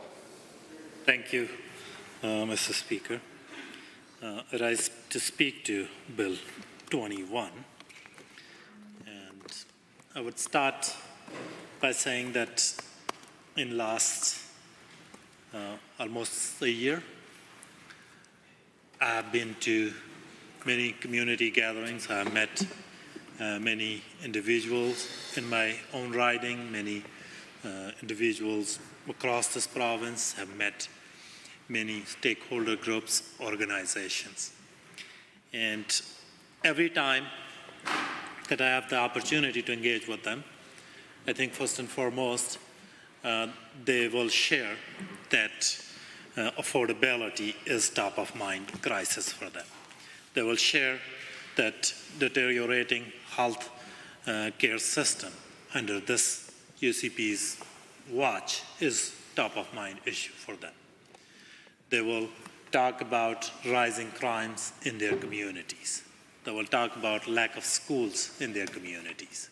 They will talk about skyrocketing insurance, utility prices, mortgages, rents, and they would want this government to focus on the issues that are front and center to them.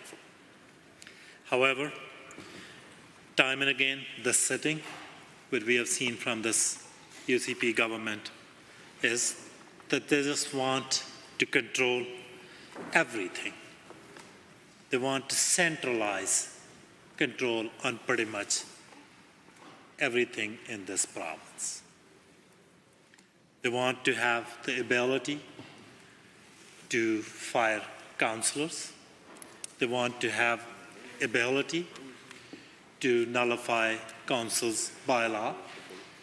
They want to have ability to change municipal local election laws. They want to have ability who they want to authorize who can participate and on what identification conditions in an election.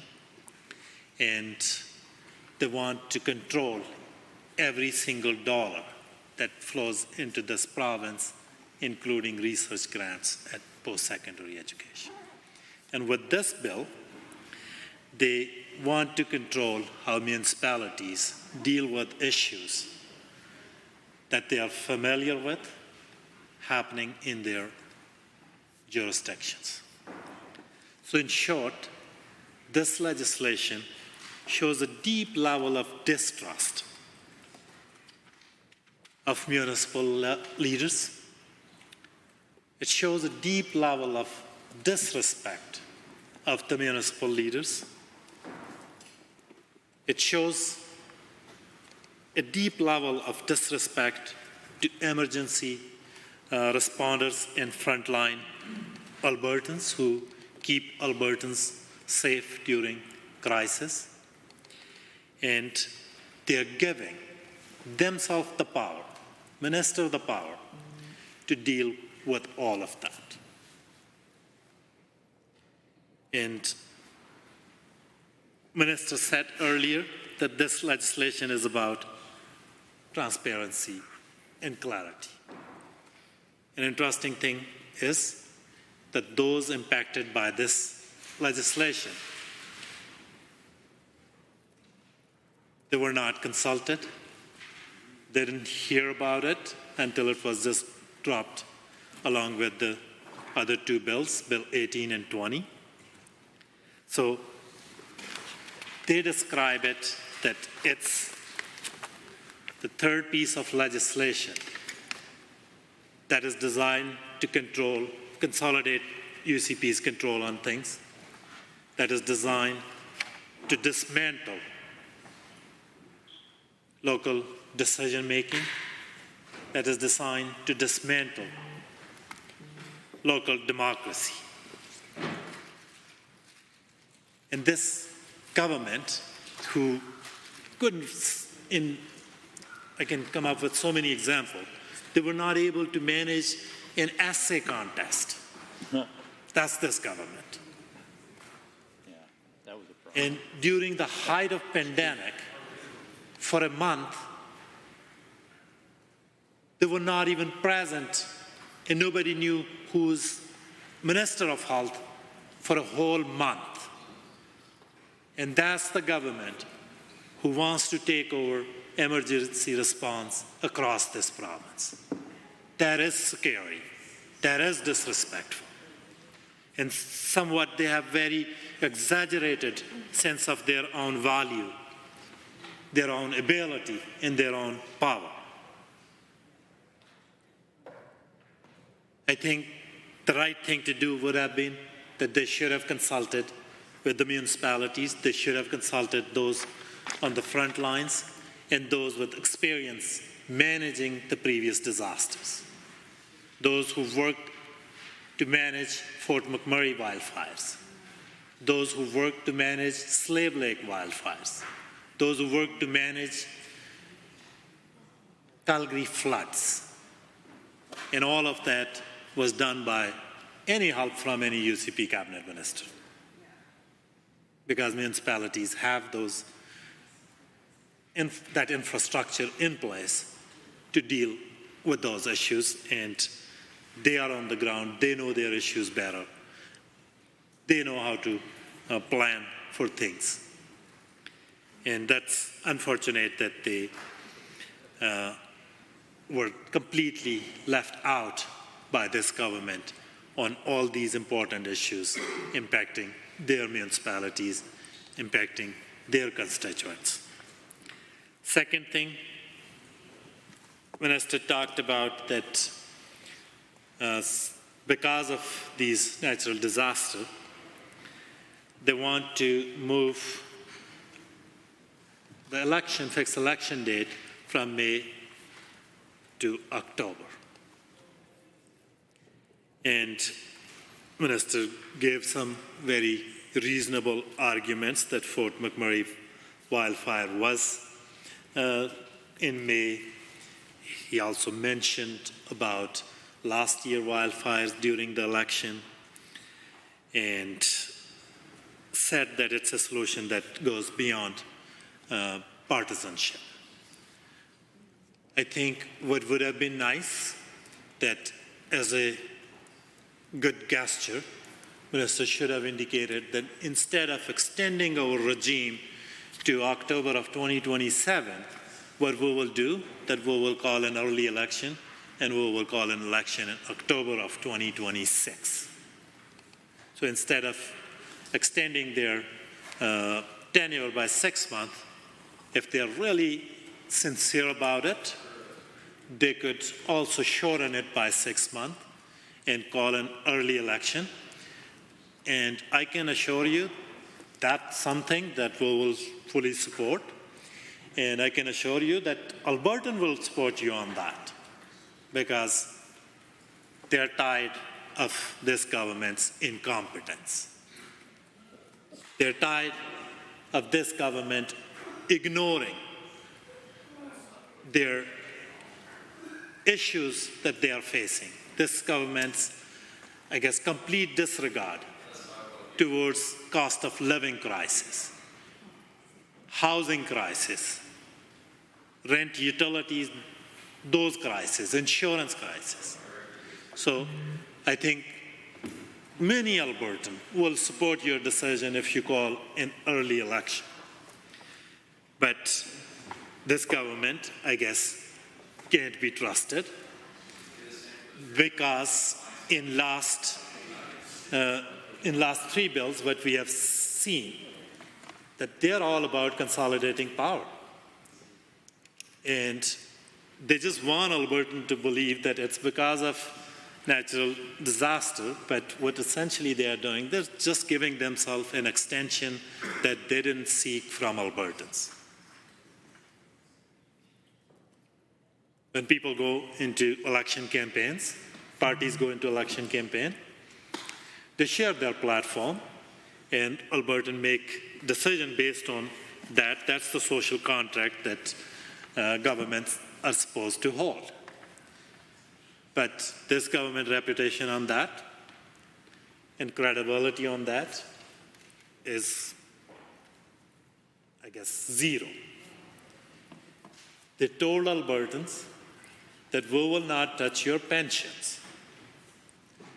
And as soon as they became the government, first thing they did, they start taking over Albertans' pension.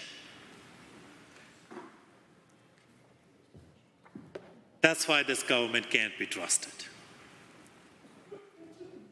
They told Albertans during the election campaign that they will not come up with a UCP police force. And when they became government, that's exactly what they did, that they said they won't do.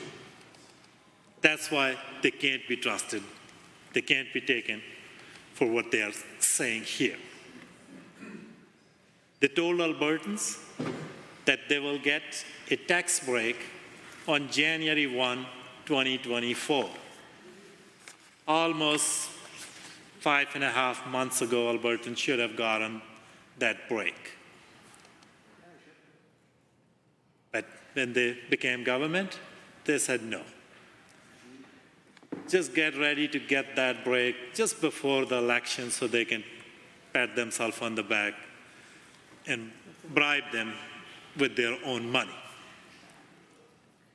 hoping that Albertans will forget what the UCP promised during the election. So there are so many things that they have done that they promised Albertans they won't do during the last election. There are things that they promised Albertans they will do, and they didn't do. That's why we can't trust this government. Albertans can't trust this government, and they can expect Albertans to oppose this power grab, this extension that they didn't seek from Albertans, and they just feel entitled that they can do that with the dint of law. I think that's wrong. If they really want another extension, usually they refer to things to referendums. Like there are many things they could, I guess, go into a referendum and then do it. If you want to dismantle CPP, ask Albertans about it. If you want to create a new police force, ask Albertans about it. If you want to give your government an extension for 6 months, which you didn't seek from Albertans, ask Albertans for that extension. In short, it's another heavy-handed bill that is designed to consolidate power and create a more authoritarian cabinet here in this province. It's undemocratic. It doesn't have the support of stakeholders. It doesn't have the support of municipalities.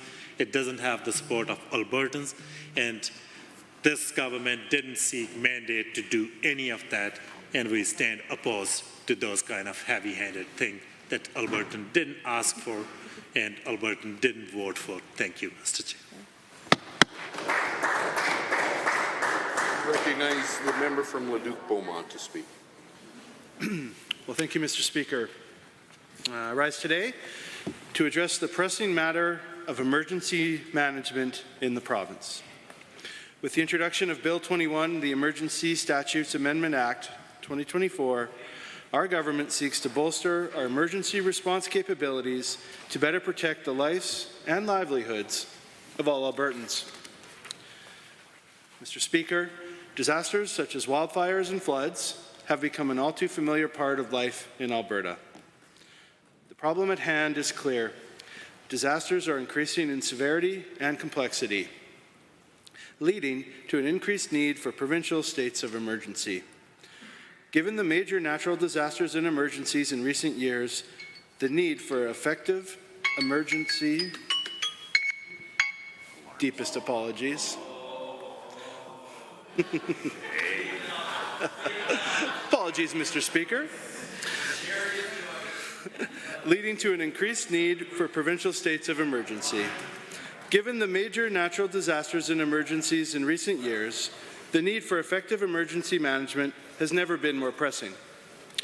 With events like these, the provincial government's ability to effectively respond becomes increasingly critical. Mr. Speaker, I witnessed this firsthand in 2013 when I was living in Calgary during the recent floods, or during the record floods. Thankfully, our house was unaffected, but I had family and friends who were evacuated. This event highlighted to me the importance of effective coordination and management during emergency situations. This year, Mr. Speaker, Alberta is already in the midst of wildfire response efforts, with multiple wildfires burning across the province. And our hearts go out to everyone in Fort McMurray who was evacuated due to wildfires. Mr. Speaker, all indications point to a challenging hazard season, and the need to be prepared for the unexpected has never been more important. Our government is committed to ensuring that all of Alberta's communities are prepared for emergency situations. This is why our UCP government has introduced Bill 21, the Emergency Statutes Amendment Act 2024. This crucial piece of legislation is not just about changing laws. It is about safeguarding the lives and livelihoods of all Albertans.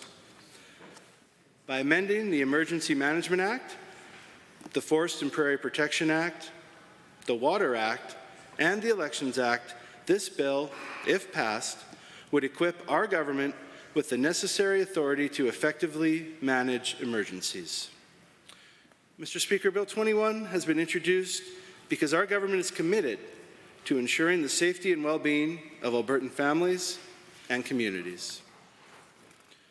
When disaster strikes, lives are at stake, and the ability of Alberta's government to respond swiftly and decisively can make all the difference. By addressing this problem head-on, Bill 21 would ensure that Albertans are better protected in times of crisis, giving them peace of mind knowing that their government is equipped to handle the challenges that may arise. As I said previously, Bill 21, the Emergency Statutes Amendment Act, proposes amendments to key legislation, including the Emergency Management Act, the Forest and Prairie Protection Act, the Water Act, and the Elections Act. These amendments would provide clear mechanisms for incident support and enhance coordination efforts during emergencies. By granting the province greater authority to respond effectively, Bill 21 would strengthen Alberta's emergency management framework to better protect Albertans. As the MLA for Leduc-Beaumont, I'm committed to ensuring the safety and well-being of my constituents. The proposed amendments in Bill 21 would directly address the challenges faced by communities in my constituency and across Alberta. By empowering the Government of Alberta to respond more effectively to emergencies, this bill would directly address the concerns and needs across the province. Our government was elected on a platform of putting Albertans first and building a stronger, more resilient province. By introducing Bill 21, we are following through on our commitment to prioritize safety and ensure that Alberta is prepared to face any challenge that comes our way. These amendments align with our mandate to protect Albertans and build a brighter future for our province. It's important to recognize that emergencies require swift and coordinated action. Municipalities are critical partners in an emergency and have the best on-the-ground information that is needed for an emergency response. However, their responses are more limited than those available to the provincial government. By providing clear mechanisms for provincial oversight and support, Bill 21 would enhance our collective ability to respond to emergencies. In conclusion, Bill 21, the Emergency Statutes Amendment Act 2024, represents a critical step forward in strengthening Alberta's emergency management framework. By empowering Alberta's government to respond more effectively to disasters, Bill 21 would help fulfill our duty to protect the safety and well-being of all Albertans. Let all of us in this House come together to support this important legislation and ensure that Alberta remains resilient in the face of any challenge we may face. Thank you, Mr. Speaker. Thank you, member. Chair recognizes the member for Edmonton Beverly Clareview. Thank you, Mr. Speaker. I rise today in opposition to this bill, the Emergency Statutes Amendment Act, but first what I do want to do is to recognize the folks from Fort McMurray and other places in this lovely province of ours who are going through an incredibly trying, difficult time at the moment, just letting folks know that of course our hearts and all of our thoughts are with you right now.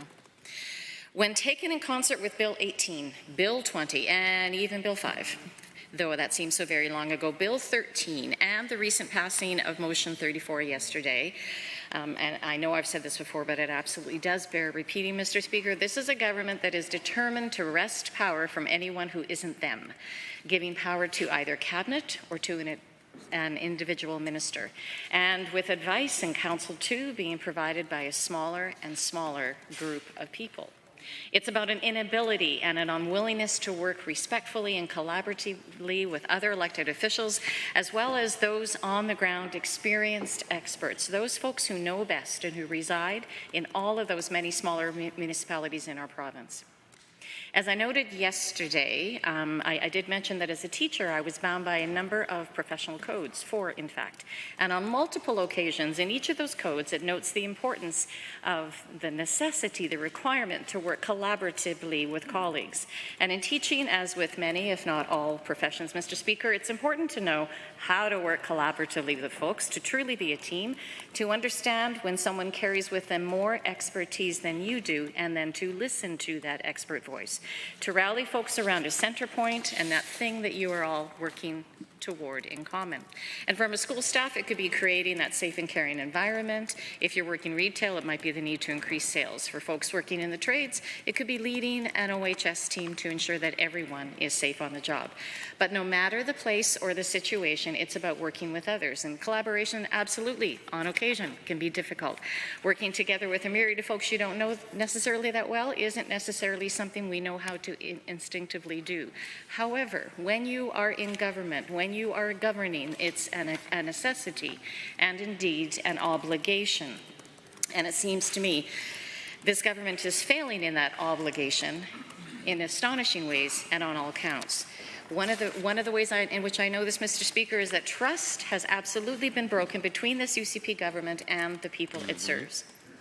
Instead of speaking with folks and being truly willing to hear their points of view, their issues, their concerns, their worries, this approach, this authoritarian approach seems to always, without fail, be the go-to. And even though the Minister of Public Safety has stated on a number of occasions that the provisions in this bill, Bill 21, are simply meant to streamline and clarify, the bill itself and the language that it carries within it belies that. And of course, as a result of past behavior and patterns, which I know we can all see by this point, this appears to be the now ingrained workings of this particular UCP government, and saying, trust me, that's not what this is, we'll only use it in exceptional circumstance, is simply now not believable. At the very least, it gives folks like me pause, because folks are beginning to wonder what the end game in fact might be.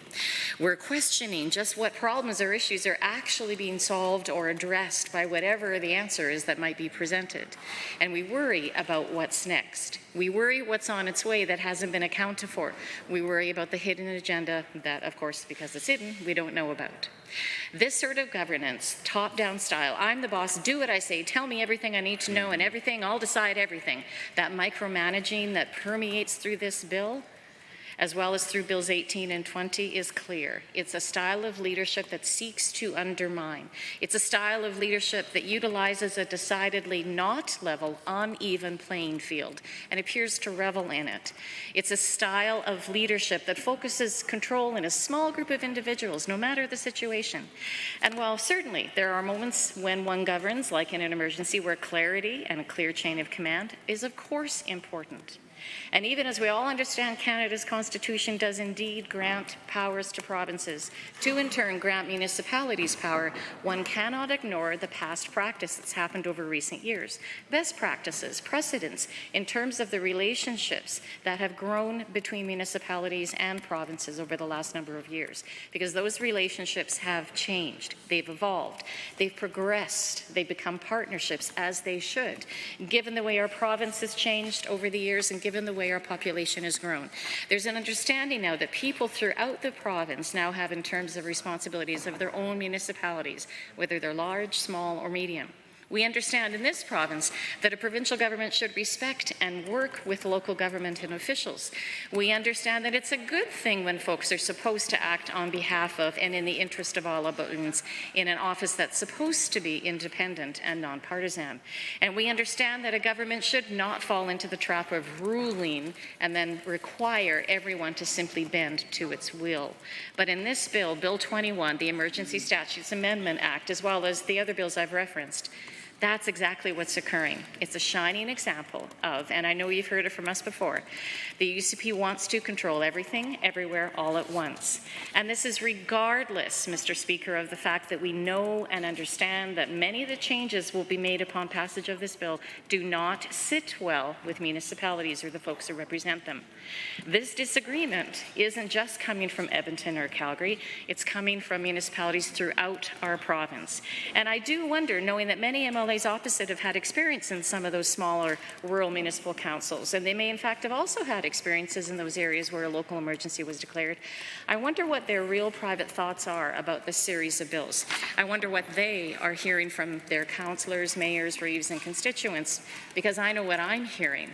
When I talk to constituents in Beverly Clareview, they want to know what this government's up to. They want to know why this government appears to want all of this power and why it doesn't listen, why it isn't concerned about things that are happening right now and then fix those things. We've heard plenty from municipalities, and they were wondering if the government's goal is to simply clarify and to be transparent, then why do we need this bill at all? We wonder if the government sees municipalities as a partner, an equal partner, or as kind of a form of government really to be discarded. We wonder if the government understands what the words collaborate, engage, and consult mean. We wonder if the need to establish a hierarchy is in fact paramount. We wonder if it's because the government's mad at Edmonton and Calgary. Then we wonder if the government is thinking that anyone who disagrees with them really just needs to be taught a lesson or put in their place, and if there's some other kind of overarching plan at work. What do the folks who live in those particularly smaller and rural municipalities think about some of these changes? So I just want to take a moment to go through some of the changes, some of the things that this bill does. We know that in amending the Emergency Management Act, it gives the province the option to take over local emergencies outside a provincial emergency. Now, right now, we also know that the minister can cancel that local state of emergency, but what the amendment does is it expands those powers. Not only can the minister cancel that local state of emergency, an amendment can also occur. Right now, the minister has the option and authority to end or restrict emergency measures that are put in place. But again, in Bill 21, there's an expansion because it now allows the minister to assume total control of that local state of emergency and exercise those powers without first having come to this place, this legislature. And I know that the Premier has often referenced and referred to Edmonton's mask bylaw, which was put in place in conjunction with a local state of emergency.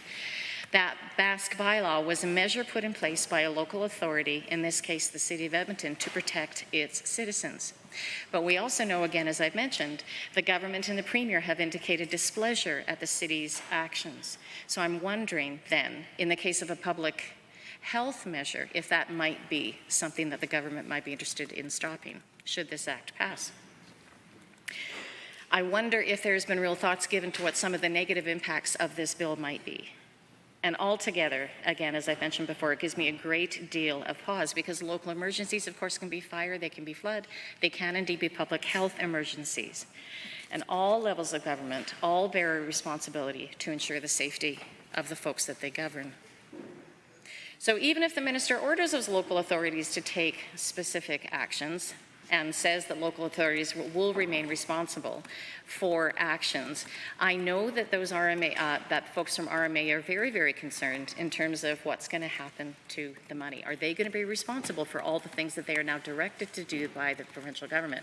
And I also know that one of the things they are concerned about is that the government won't be talking to them. They won't be talking to the folks on the ground. And that provision then certainly has the air of something inherently unfair. So if the province steps in, takes over, demands local emergency responders do this or do that, commandeers equipment, people, resources, demands the town's administrators now work for them, there are all sorts of compensation issues that will absolutely arise. The municipalities, while not disputing the complexities inherent in emergency responses, have also expressed some very real concerns. They worry about sweeping authority to seize control over local emergency situations. They worry about that necessity of the province to come in and swoop into the situations without actually understanding what's happening on the ground or the people involved. They worry that this is a discounting of municipal and local expertise and processes that, of course, already exist. They worry about who will, in the end, be tasked with some of these responsibilities. And they wonder why they weren't consulted in advance of this legislation being tabled, particularly since some of the provisions in this bill have to do with wildfires and hazards that happen as a result. They wonder why these changes are happening now and weren't discussed properly earlier, months ago. At the very least, and as a result of the lack of clarity in this legislation, and as a result of a distinct lack of consultation prior to the tabling of this bill, we know that this will add an extra layer of stress and uncertainty for municipalities, many of which will be dealing with some extraordinarily tough situations over the next number of months. And one has to ask why, to what end? When municipalities are not adequately consulted on changes which will affect them directly, when they are continually shocked to learn about prospective changes to legislation, when the chorus of municipalities' voices are certain in their opposition, I wonder why the government isn't hearing, and I wonder why the government isn't listening. And it isn't good enough to say we'll work things out in regulations and we promise we will talk and we will consult with you. It isn't good enough because, as I mentioned earlier, the trust has simply been eroded. We know that this bill also amends the Forest and Prairie Protection Act, which of course gives the province more discretionary powers to conduct and direct emergency wildfire responses both in and out of forest protection areas. And it extends that minister's power to direct those firefighters and any other people, any other equipment under that municipality's control to take any action the minister might see necessary. But there may be some unintended consequences in so doing. I wonder what will happen when municipal firefighters from a large municipality are now being brought into a wildland firefighting situation. They fight completely different fires. Structural fires are not wildland fires. We haven't done the necessary cross-training. PPE requirements are different. Some of those unintended consequences could very well lead to serious accidents or injuries or even deaths. And we know that we've had an earlier start to this year's wildfire season, and we know that drought conditions and climate change have impacted the seriousness of this situation. We know, too, that fire chiefs themselves have also requested additional resources, increased training capabilities, equipment, and aerials. And in addition, they've also requested the establishment of a provincial fire services advisory committee, and yet that didn't happen. Municipalities on numerous occasions have said they need more support to fight the fires.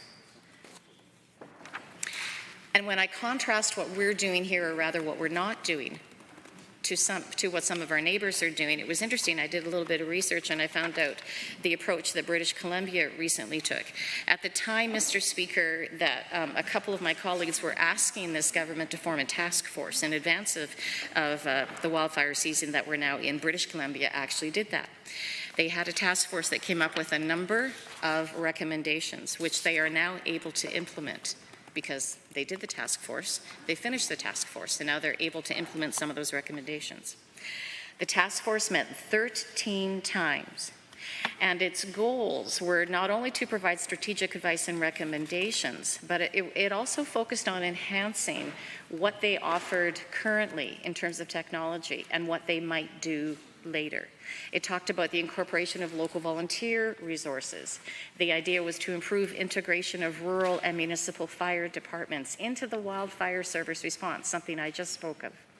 They wanted to update the entire wildfire emergency response strategy for British Columbia, and indeed, they also wanted to strengthen community participation in all disciplines of Fire Smart BC. They wanted to expand opportunities in wildfire prevention programs, and so everyone should vote against this. Yeah. Honourable members, if I could just beg the indulgence of the Assembly for a very brief moment. Just moments ago, I had the great opportunity of welcoming a very important guest to the Assembly, or at least to my office, and I wanted to introduce them to the Assembly. His Excellency, Bharat Bojel, the Ambassador of Nepal, is visiting from Ottawa today. I had the pleasure of meeting with him. We had the opportunity to discuss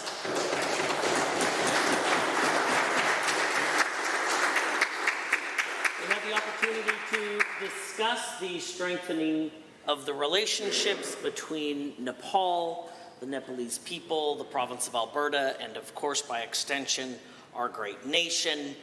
There are many shared interests, including strengthening democracy, human rights, as well as the rule of law. It's my great pleasure to welcome him here to Alberta as well. He is joined with, joining him today is his Deputy Chief of Mission. I invite you all to please rise and receive the warm welcome of the Assembly.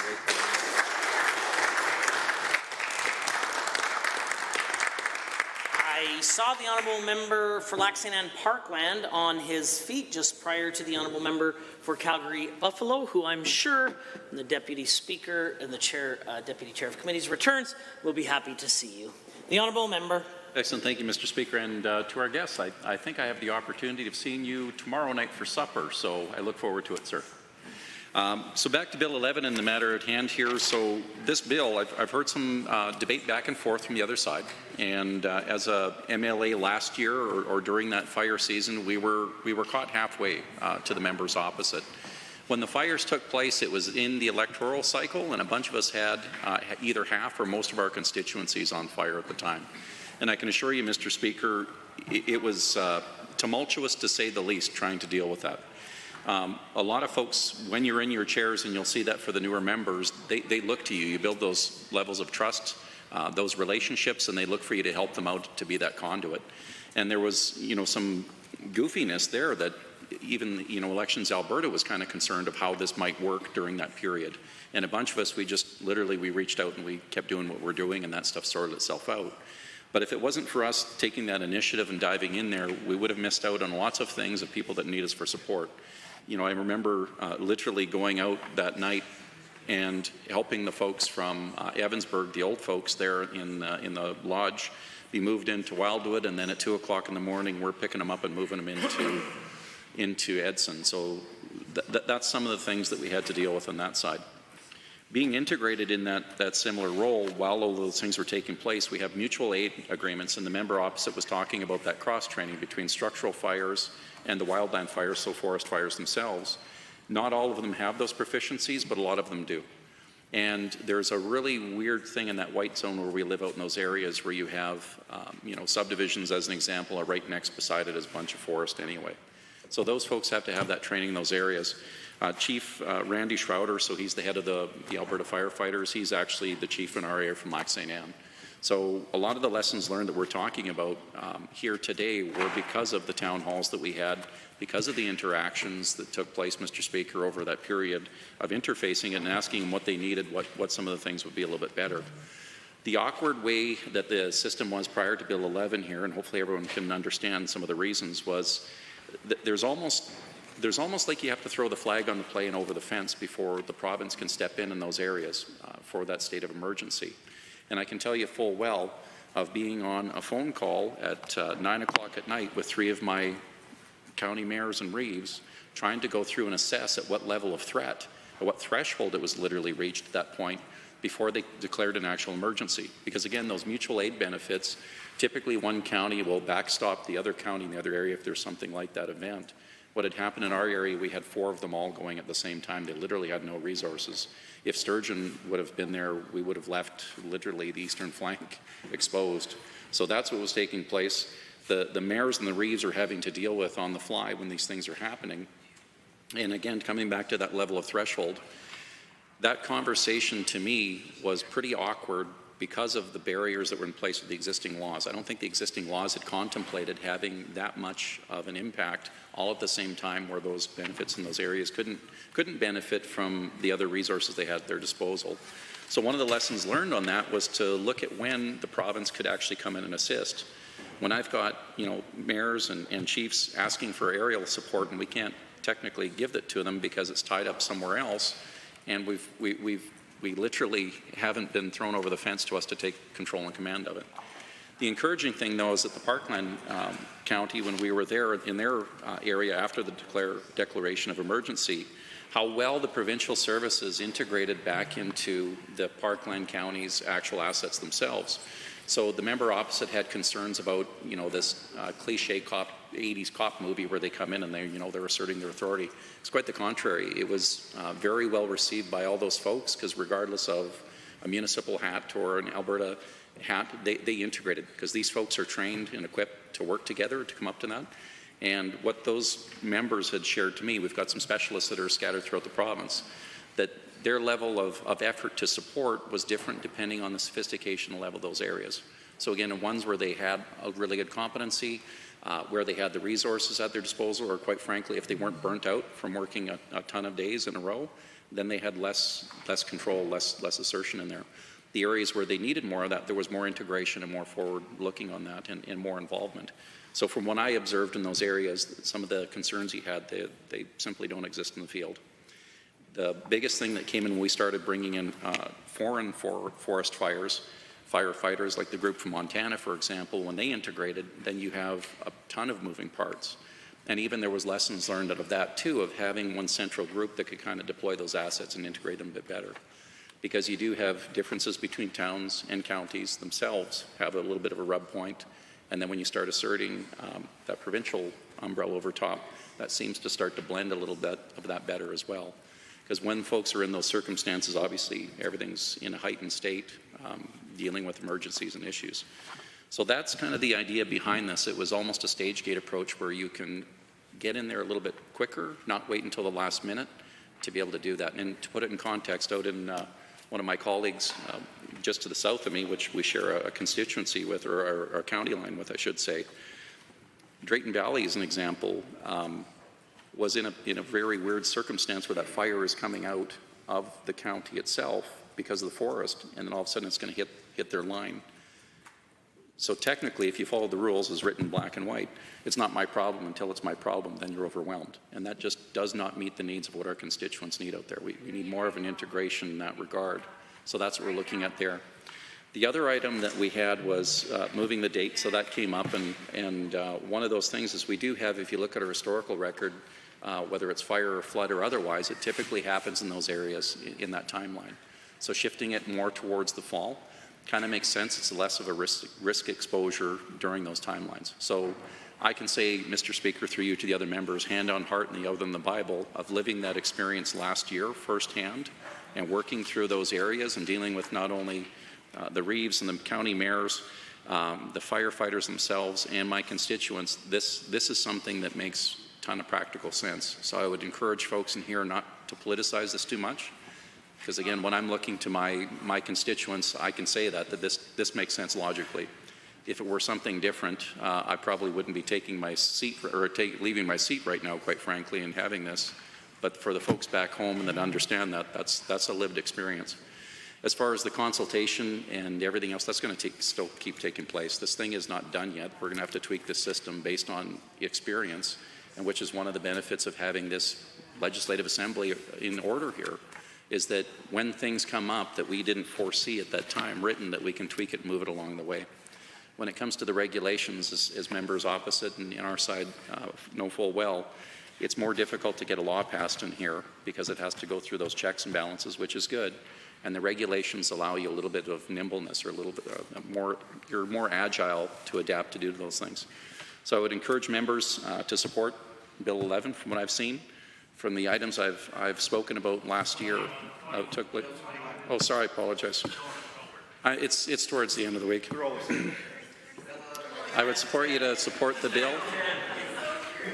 I would encourage you to support the bill, because from what I've seen with the intent and what that lived experience was last year, it'll do a lot of good for Albertans. Thank you, Mr. Speaker. Thank you, member. Good thing everybody's paying attention. So I recognize the member from Calgary Buffalo. Debate on 21. Yeah, I'll take my time. Anyway, you know, I think it's clear that once again the government wants to control everything around here. You know, somebody over on the other side last week, I think, said if it walks like a duck and talks like a duck, it's a duck. This is a duck. This is a power grab, and I want to start by saying, you know, I was listening to the Minister of Public Safety and Emergency Services talk about how this will make things a lot more transparent. It'll be clearer to everyone. Well, what's not transparent is the fact that the other side never talked about this during the election. That's not that long ago. So the contents, and this is a direct quote from RMA, which typically the people on that side seem to think are their friendlies. You know, county councillors and special districts and all sorts of places in Alberta that have county councils and regional districts and other things like that. The other side seems to think those are our friends. Those are the people we really, really get along with, and, you know, they turn our crank, we turn their crank, and it's all good. We should just kind of continue on. Well, I can tell you that the RMA's website is not thinking that Bills 18, 20, and 21 are anything that they want to see. In fact, a direct quote from that website, people can go to themselves. Contents of Bills 18, 20, and 21 were not included in the platform material from the provincial election just last year. It leaves us wondering who is controlling the policy direction of this government. That's a good question. And I don't think there's any clear answer from the other side. It was interesting, too. I was listening to the member from Leduc Beaumont talk about his living in Calgary during the 2013 flood. Me too. Many people here lived in Calgary in 2013 during the 2013 flood. And that's a real-life example of how things went pretty well. I was also on City Council in 2010 and 2007, and the member from Calgary Hayes on council then at the same time, and there were floods in Calgary at those times. They weren't as damaging and disastrous as the 2013 flood, but it was interesting when the member from Leduc Beaumont said he was living in Calgary, and he can see the need for this act because of what he experienced in Calgary. Now, the same flood, I didn't see a need for this act. I saw, and I think a lot of Calgarians and people in this province saw, the Calgary Emergency Management Centre doing a stellar job in responding to that emergency, and the 2010 emergency and the 2007 emergency as well. SEMA, it's called, did a stellar job. And many of us remember the mayor at the time, who 2013 seemed to be needing a lot of sleep because he was working, it seemed, 24/7 to help the people of Calgary through that flood. And yes, the province and the federal government both were there to support the City of Calgary, but the City of Calgary was the agency, SEMA was the agency in control of that flood response, and they did a great job. Now, I don't see where this bill, But he was thinking legislation. I don't see where this legislation is necessary. He saw it in the flood. The fire, the flood, my colleague here is whispering things over my shoulder. He should stop. The fire and the flood were, particularly the flood, was under the control of the City of Calgary. And Mr. Speaker, if you were around and you could have seen the actions that were coordinated at that time, it was a sight to see. And the mayor was leading that up. The mayor was seen as totally effective, responsible for making sure that Calgarians knew what was happening, and the response was controlled and directed by the City Council at that time in coordination with SEMA. So I don't see where this bill is necessary. I wanted to bring up just something quickly about the fixed election date that's going to be moved as a result of this bill 6 months back. And I started out saying this is a power grab and a duck and controls everything. Well, I think this is a good example of why that's true. Because it's clear that this UCP government is just ruling for their own benefit. When I was listening to my leader yesterday, she was talking about Toryland, and it's in Hansard. She was talking about Toryland.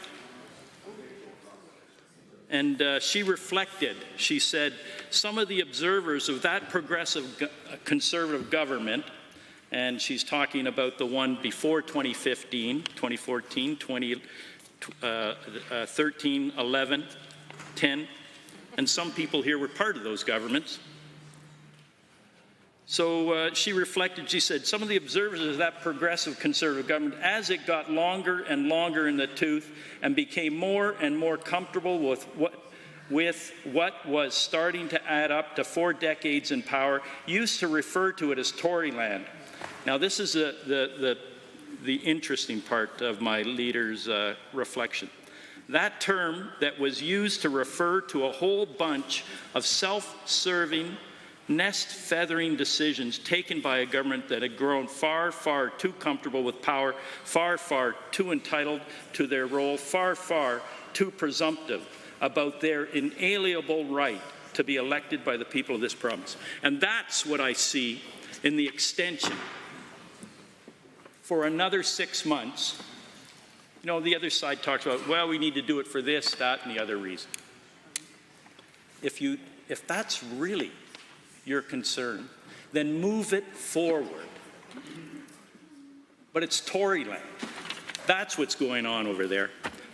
They believe they have an inalienable right to do what they want, even though we all have eyes and can see that it's just an extension of their power and a power grab. I want to reflect on Bill 21, particularly the RMA's concerns with it. And it's in their write-up, it's on their website, and it talks about the legislation, being 21, does not make it clear whether a provincial decision to take over management of fire outside FPA's fire protection areas, forest protection areas, means they will also take over the costs of fighting that fire. That's a pretty big problem for municipalities. Some of them are struggling across this province already because of the decisions of this government. And this is another example of their concerns. RMA goes on to say, and this strikes me as like, I can't believe they have to say this. They are advocating to the provincial government about the value of municipalities as local decision makers. Just take a minute to parse that out in terms of what it means. They're having to advocate to the people over there about the value of local decision makers.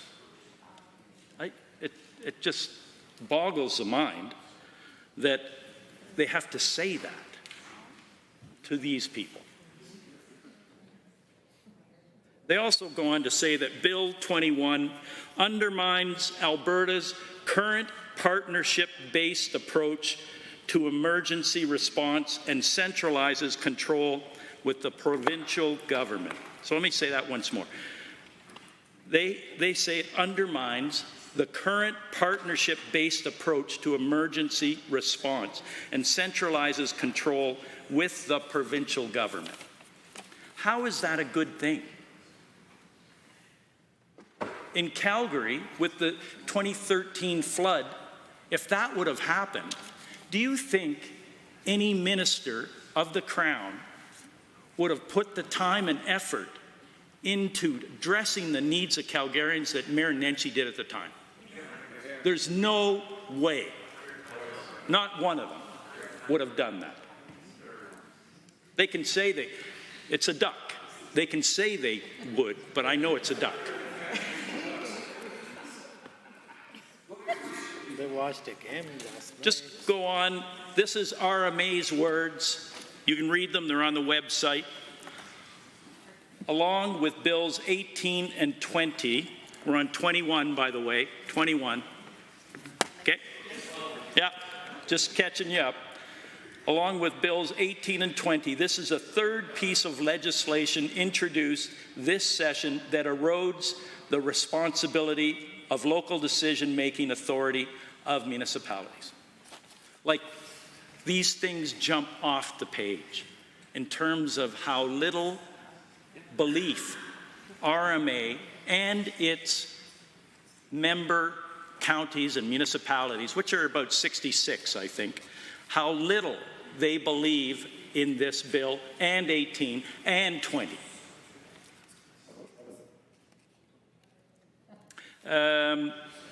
Just go on. I'll get quicker with these. I won't read the whole quote. Well, this one I will, and then I'll get quicker. Bill 21 is the latest attempt to reduce the authority of municipal leaders. Oh, that's pretty big. With no clear explanations, though the Minister of Public Safety and Emergency Services says it's quite transparent, with no clear explanations as how this will do anything other than confuse and complicate emergency response moving forward. Okay, well, that's their view. I guess that's not really relevant here to the other side. They go on to say there's no clarity. They go on to say adds an extra layer of stress. They go on to say more confusion for residents. They go on to say not legislation municipalities asked for. I thought there was a partnership here. Apparently not. They say it puts an authority not familiar with the community in charge of disaster response. That is a problem. If you put an authority not familiar with the community in charge of disaster response, you get all sorts of unintended consequences. My colleague here from Beverly Clairview did a masterful job of deconstructing this bill. She talked a lot about the forest prevention areas, no, protection areas, sorry. Forest protection areas and the who's going to pay. She talked a lot about that. We know that the president of RMA mentioned Bill 18 and 20 and said these acts are part of an alarming trend from Alberta's UCP government. Oh, you probably can repeat this one off by heart, I bet, right? We'll see if you can. He said these acts are a part of an alarming trend from Alberta's UCP government to centralize control and reduce municipal responsibility and authority. I thought the whole thing was we wanted to empower municipalities, get the best out of their capacity. They don't believe that. They believe that they're being sidelined, shut out, disrespected, made confused around who's paying for what, And none of that is clear as a result of what the minister said today or what any of the other members from the other side have said when they stood up. So I want to conclude by urging members on the other side to reconsider, to step back, take a well-needed pause, give one's head a shake, listen to RMA, listen to Alberta municipalities,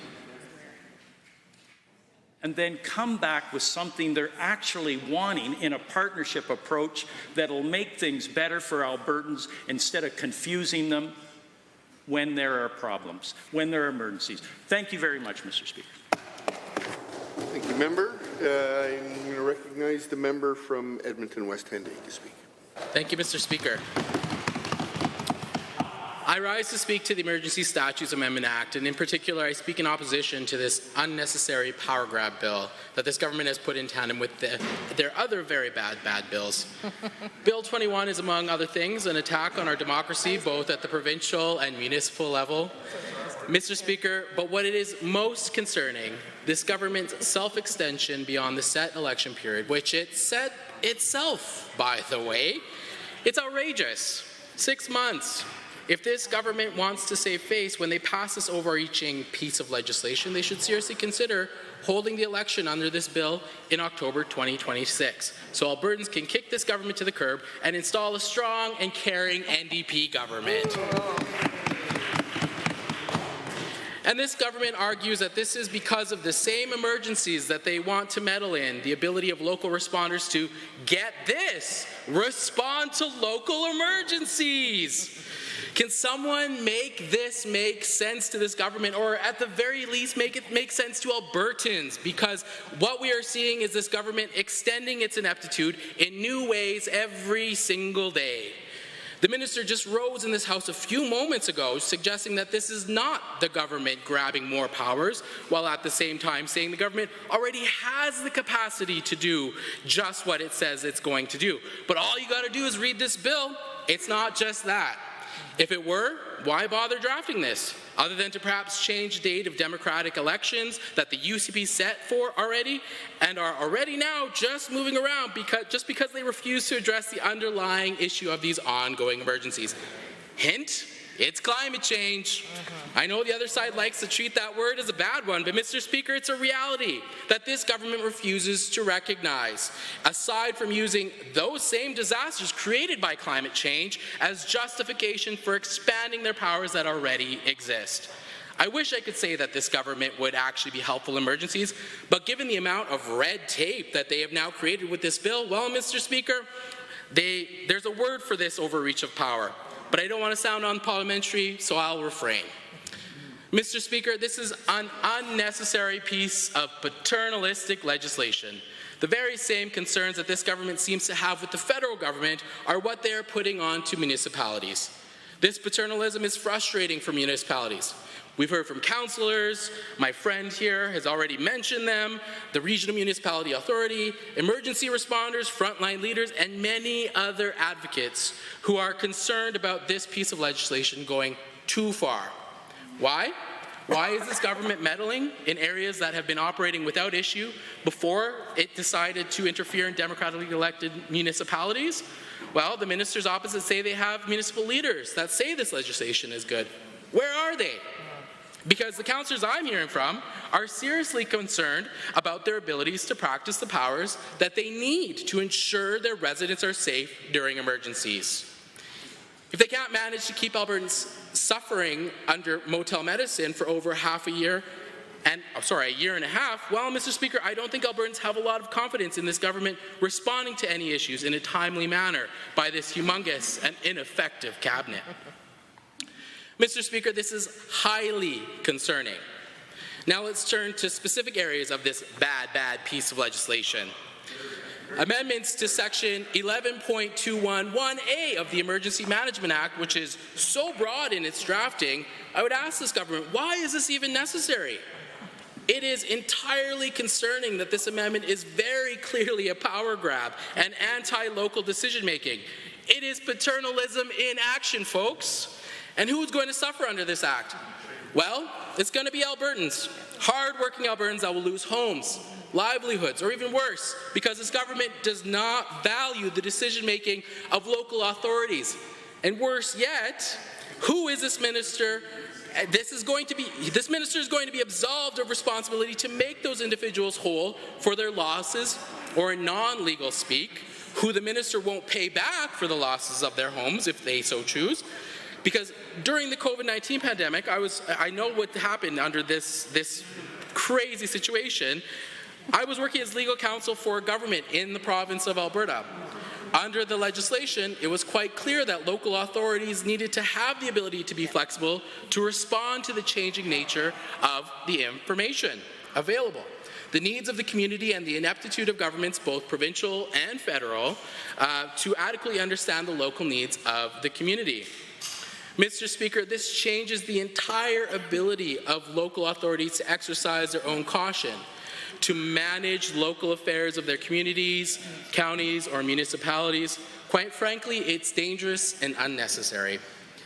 Had this overreach existed during that pandemic, I can tell you that many people may have lost their loved ones because their local government would not have had the ability to make day-to-day decisions because the minister would have meddled in their own affairs. For those who might be watching, you might be asking yourself, well, what is a local authority? Well, Article 1G highlights what those entities are in the legislation, the Emergency Management Act. They also include more than just the municipalities that I've mentioned. They also include Métis settlements, a superintendent of national parks, and even, yes, First Nations chief and councils. Mr. Speaker, this is absolutely contrary to the paternalism that I fought against while being a lawyer for First Nations. And Mr. Speaker, it is an overreach that this government should be ashamed of, and one that Albertans should be concerned about as it causes unnecessary distress. Mr. Speaker, this House has not had Indigenous voices with expertise like mine in a very long time. And it shows when I visit First Nations and they tell me that they are being left ignored by the provincial government, despite the minister's best efforts, I might say. Sadly, their perspectives fall onto a government unwilling to incorporate meaningful change. This piece of legislation does nothing more than the same old status quo, but extending it now onto municipalities, other Métis settlement councils, national park superintendents, and yes, even those First Nations chief and councils that I mentioned. I would urge the other side of this House to seriously consider what that's going to look like for the rural communities that you represent. The county councillors that you represent, and the mayors or reeves of the small towns that you are supposed to work with. I can tell you that although you have one or two friendly voices, I bet you those friendly voices will not be standing with you when the minister gets to absolve themselves of their obligations in Amendment 4 sub 7, which amends Section 19 sub 3.1 of the Emergency Management Act. What happens when the minister acquires, utilizes, damages, or destroys property that is owned by the municipality, an individual, or a corporation? Well, let me tell you, during a state of local emergency, the minister, quote, has no obligation to pay compensation, end quote. However, Amendment 4 sub 13 puts that liability on a local authority. What is the fairness here?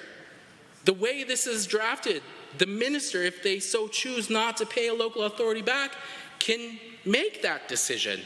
We all know how this government works or doesn't work with municipalities, and the purse strings, which we do not need to get into today. I'm sure we will at some later date.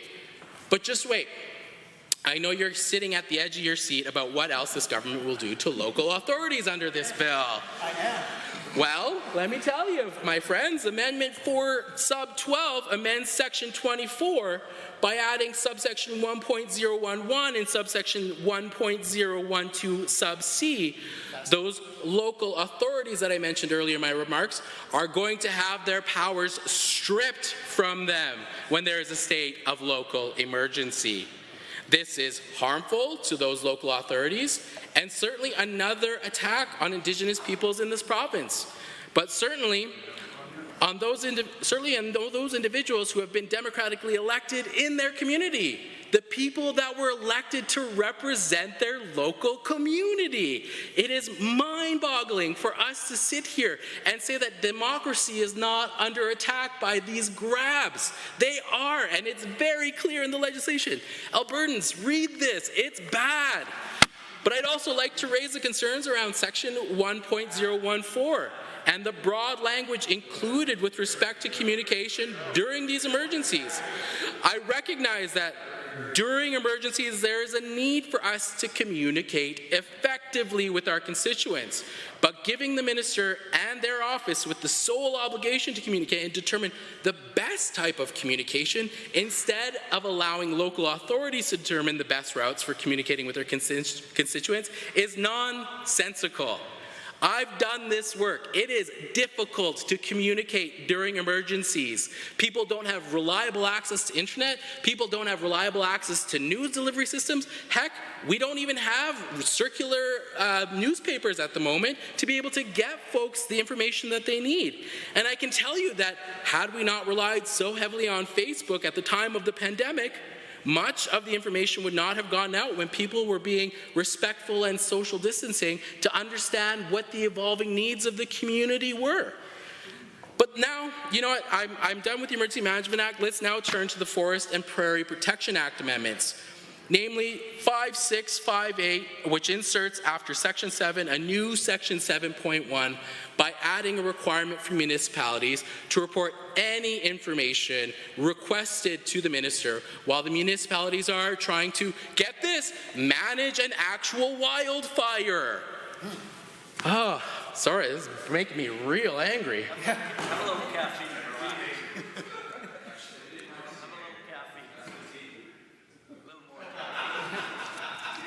It's actually Pepsi.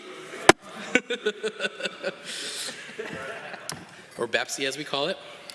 Mr. Speaker, I have the honor of having my brothers who are firefighters. And I know how quickly things can change with the forest fire. And I know how dangerous it can be for our firefighters or first responders during an emergency like an out-of-control forest fire.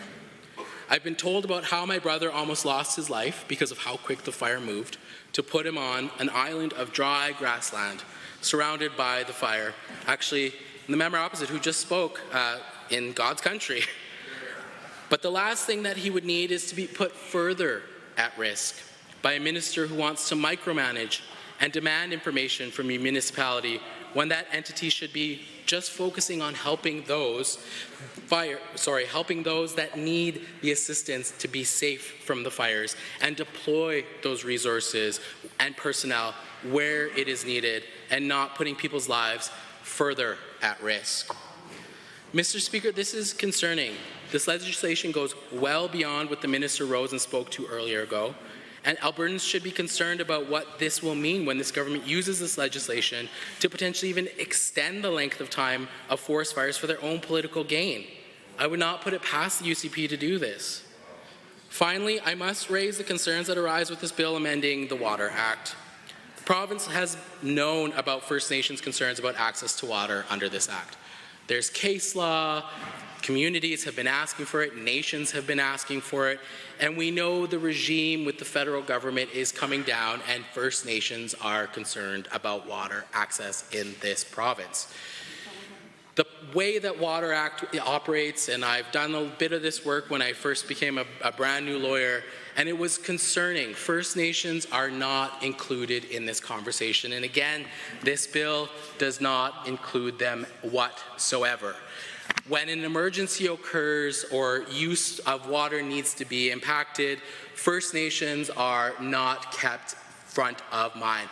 And I remind this House, and I remind you, Mr. Speaker, that my expertise and the work that I have done shows that this province and this government needs to be reminded that there are specific needs and demands that First Nations need good legislation. They need good amendments to this type of legislation to ensure that they can have safe access to waters, especially in emergencies, but even in non-emergencies. And it is this government's chance to include First Nations in a very meaningful way in respect to emergencies related to water.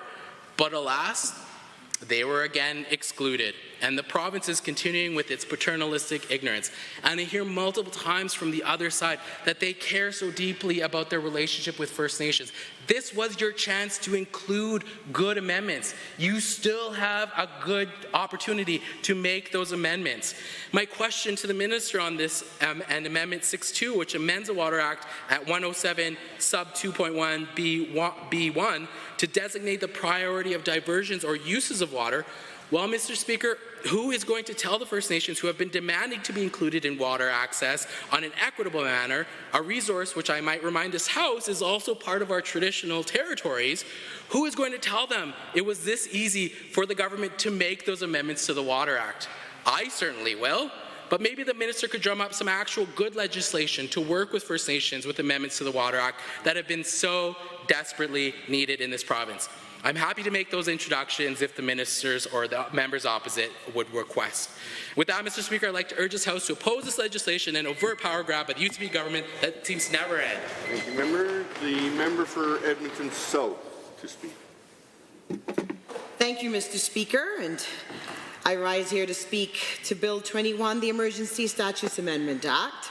To start, I would like to send my sincerest condolences to all the people in Fort McMurray who are currently evacuating due to an ongoing situation and the need for us to control the wildfire.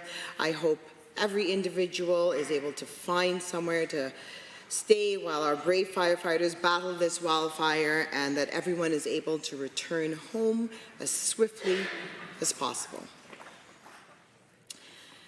Mr. Speaker, I must say that I am gravely concerned at the lengths to which this government continues to go to consolidate the power under the Premier's office and her cabinet. Somewhere along the way, the UCP seems to have forgotten that the best path forward to challenges facing our province is through collaboration and not authoritarianism. I'd like to start by sharing comments made by the President of the Rural Municipalities of Alberta, because I highly doubt that this government took the time to consult with stakeholders before introducing Bill 21, as we've seen time and time again with many bills that have been brought forth. Paul McLaughlin stated, quote, "In recent weeks, we've seen an alarming trend from this government when it comes to how they view municipalities. Bill 21 is the latest attempt to reduce the authority of municipal leaders, with no clear explanation as to how this will do anything other than confuse and complicate emergency response moving forward. Our provincial government seems intent on overreaching its powers while accusing the federal government of doing the same to them. This pattern of centralization and big government flies in the face of conservative principles. Since the contents of Bill 18/2021 were not included in the platform material from the provincial election just last year, it leaves us wondering who is controlling the policy direction of this government." End quote. Time and time again, we see the Premier's desire to control everything without any consultation, in fact, zero consultation, with key stakeholders before introducing increased restrictions. Bill 21 is part of a concerted effort to diminish the autonomy of municipalities in Alberta, and it is unacceptable. The expanded powers in this bill will further erode the local authority of municipal decision makers. And let me just add, these decision makers are duly elected by Albertans, chosen by Albertans to lead and serve and protect them. And this bill's expanded powers will also complicate emergency response efforts. That's because it will give the government the power to assume control of emergency situations if a state of emergency is declared by a municipality. And while, yes, the provincial government has more resources necessary to grapple with emergencies, it's evident that Bill 21 really has nothing to do with safety. This is about tightening the reins of power and binding municipalities down. The UCP has suggested that, well, I'll actually say even before that, the Bill 21 will allow the province to assume authority over local emergency response during wildfires, floods, and drought.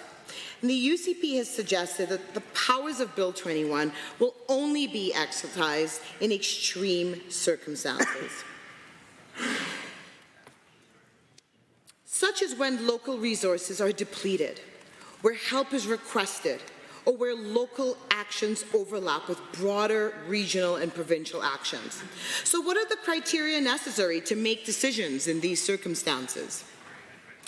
Is the government actually going to be transparent with that, or are Albertans expected to just trust that they'll show discretion only because they say they will? To be fair, we are talking about a UCP government that continues to say one thing and then do the complete opposite. Are they really hoping that we'll just take their word for it? And it's important to note that a municipality would not have to agree to the province taking control during an emergency. The minister stated today, quote, "What we are doing is introducing a reporting process that improves clarity, that improves transparency, as well as consistency," end quote. What Bill 21 will undoubtedly create is less transparency, less clarity, less consistency, and more stress and confusion for municipalities and Albertans. They'll be left wondering if the government will arbitrarily step in and cause more confusion for residents as to who is in charge during local emergencies. Municipalities may even be confused on whether they should respond or should they wait, and what happens in those conversations and who takes care of Albertans. Can Albertans trust this UCP government? Another problematic component of Bill 21 is to shift the timing of provincial elections, in particular the next election from May 2027 to October 2027.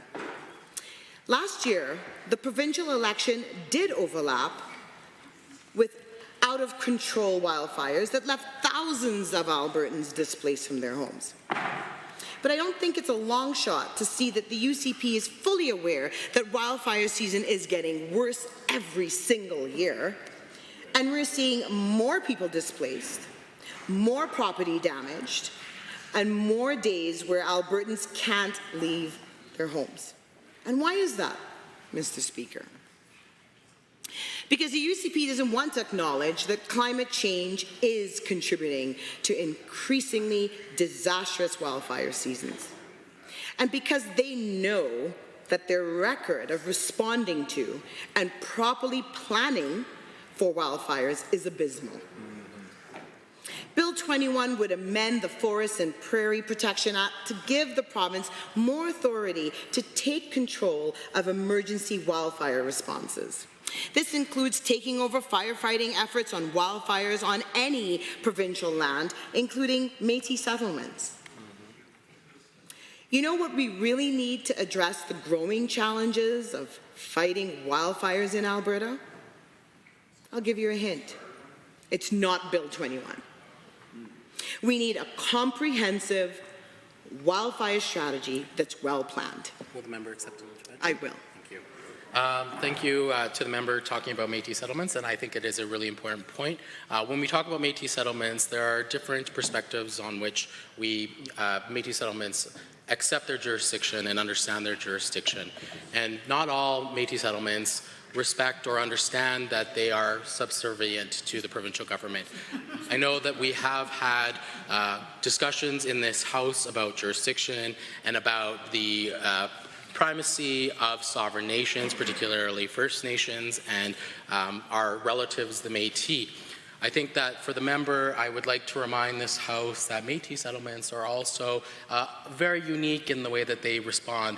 And getting rid of council's decision-making capacities is deleterious to their democratically elected functions of the settlement. And I think for us to have this conversation, we have to be very careful to not wade into the prescriptive ways in which this legislation is doing for Métis settlements. Thank you.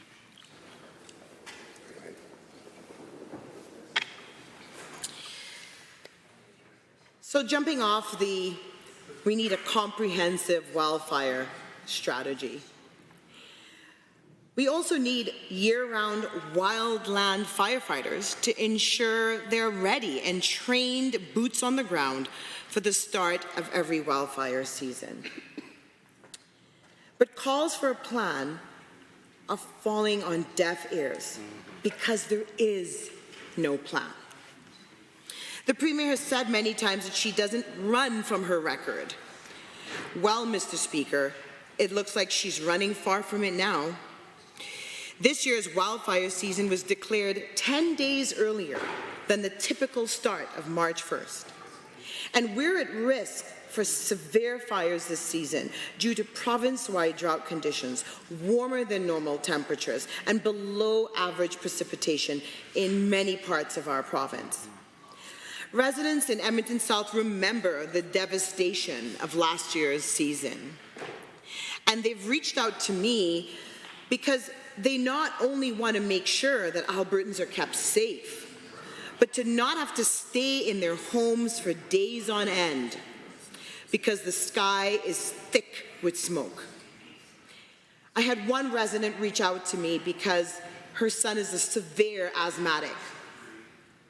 And she said to me, how many days more are we going to deal with this, and what is our government doing to plan?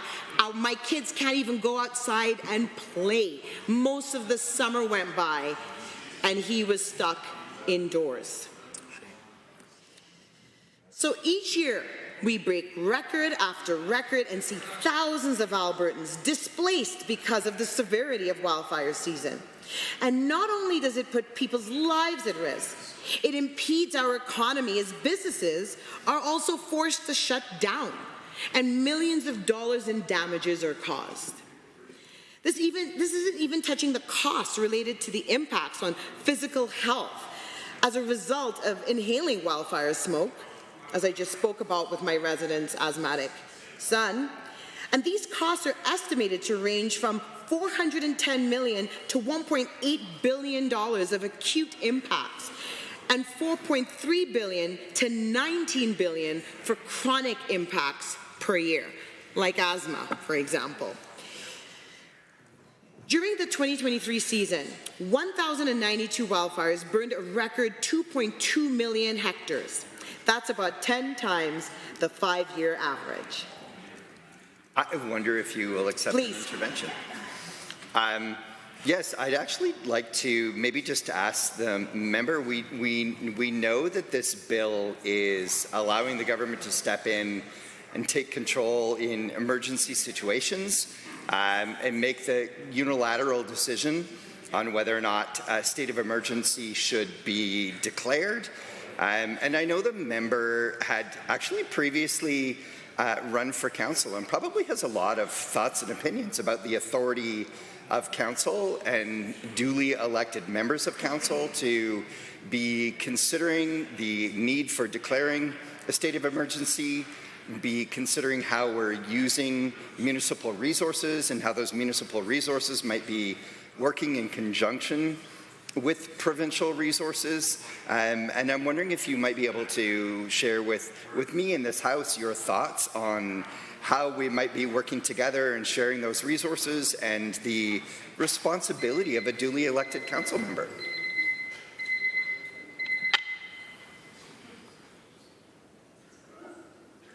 Yes, thank you for that. Oh, no, it's great. It's great. I do have a lot to share on that.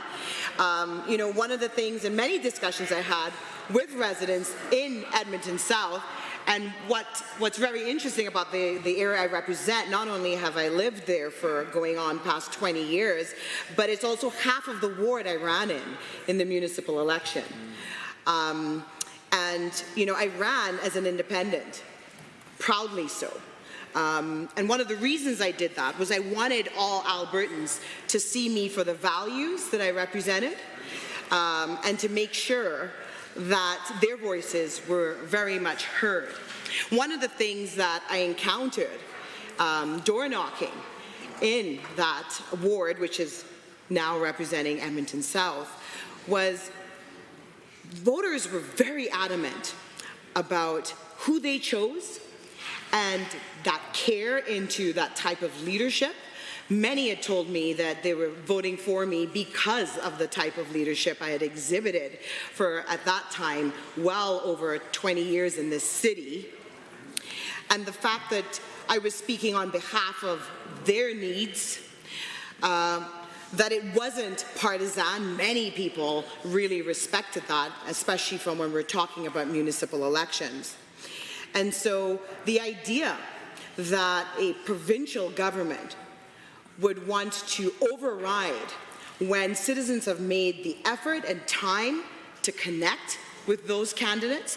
Candidates have put in their time and resources into campaigns to connect with voters on what are really issues that impact day-to-day living of residents, the everyday issues that we feel. This would be an atrocity of Bill 21 to now jump in and say literally to Albertans and those in Edmonton South, your particular opinion and your choice of leaders are relevant here, and their perspectives are irrelevant.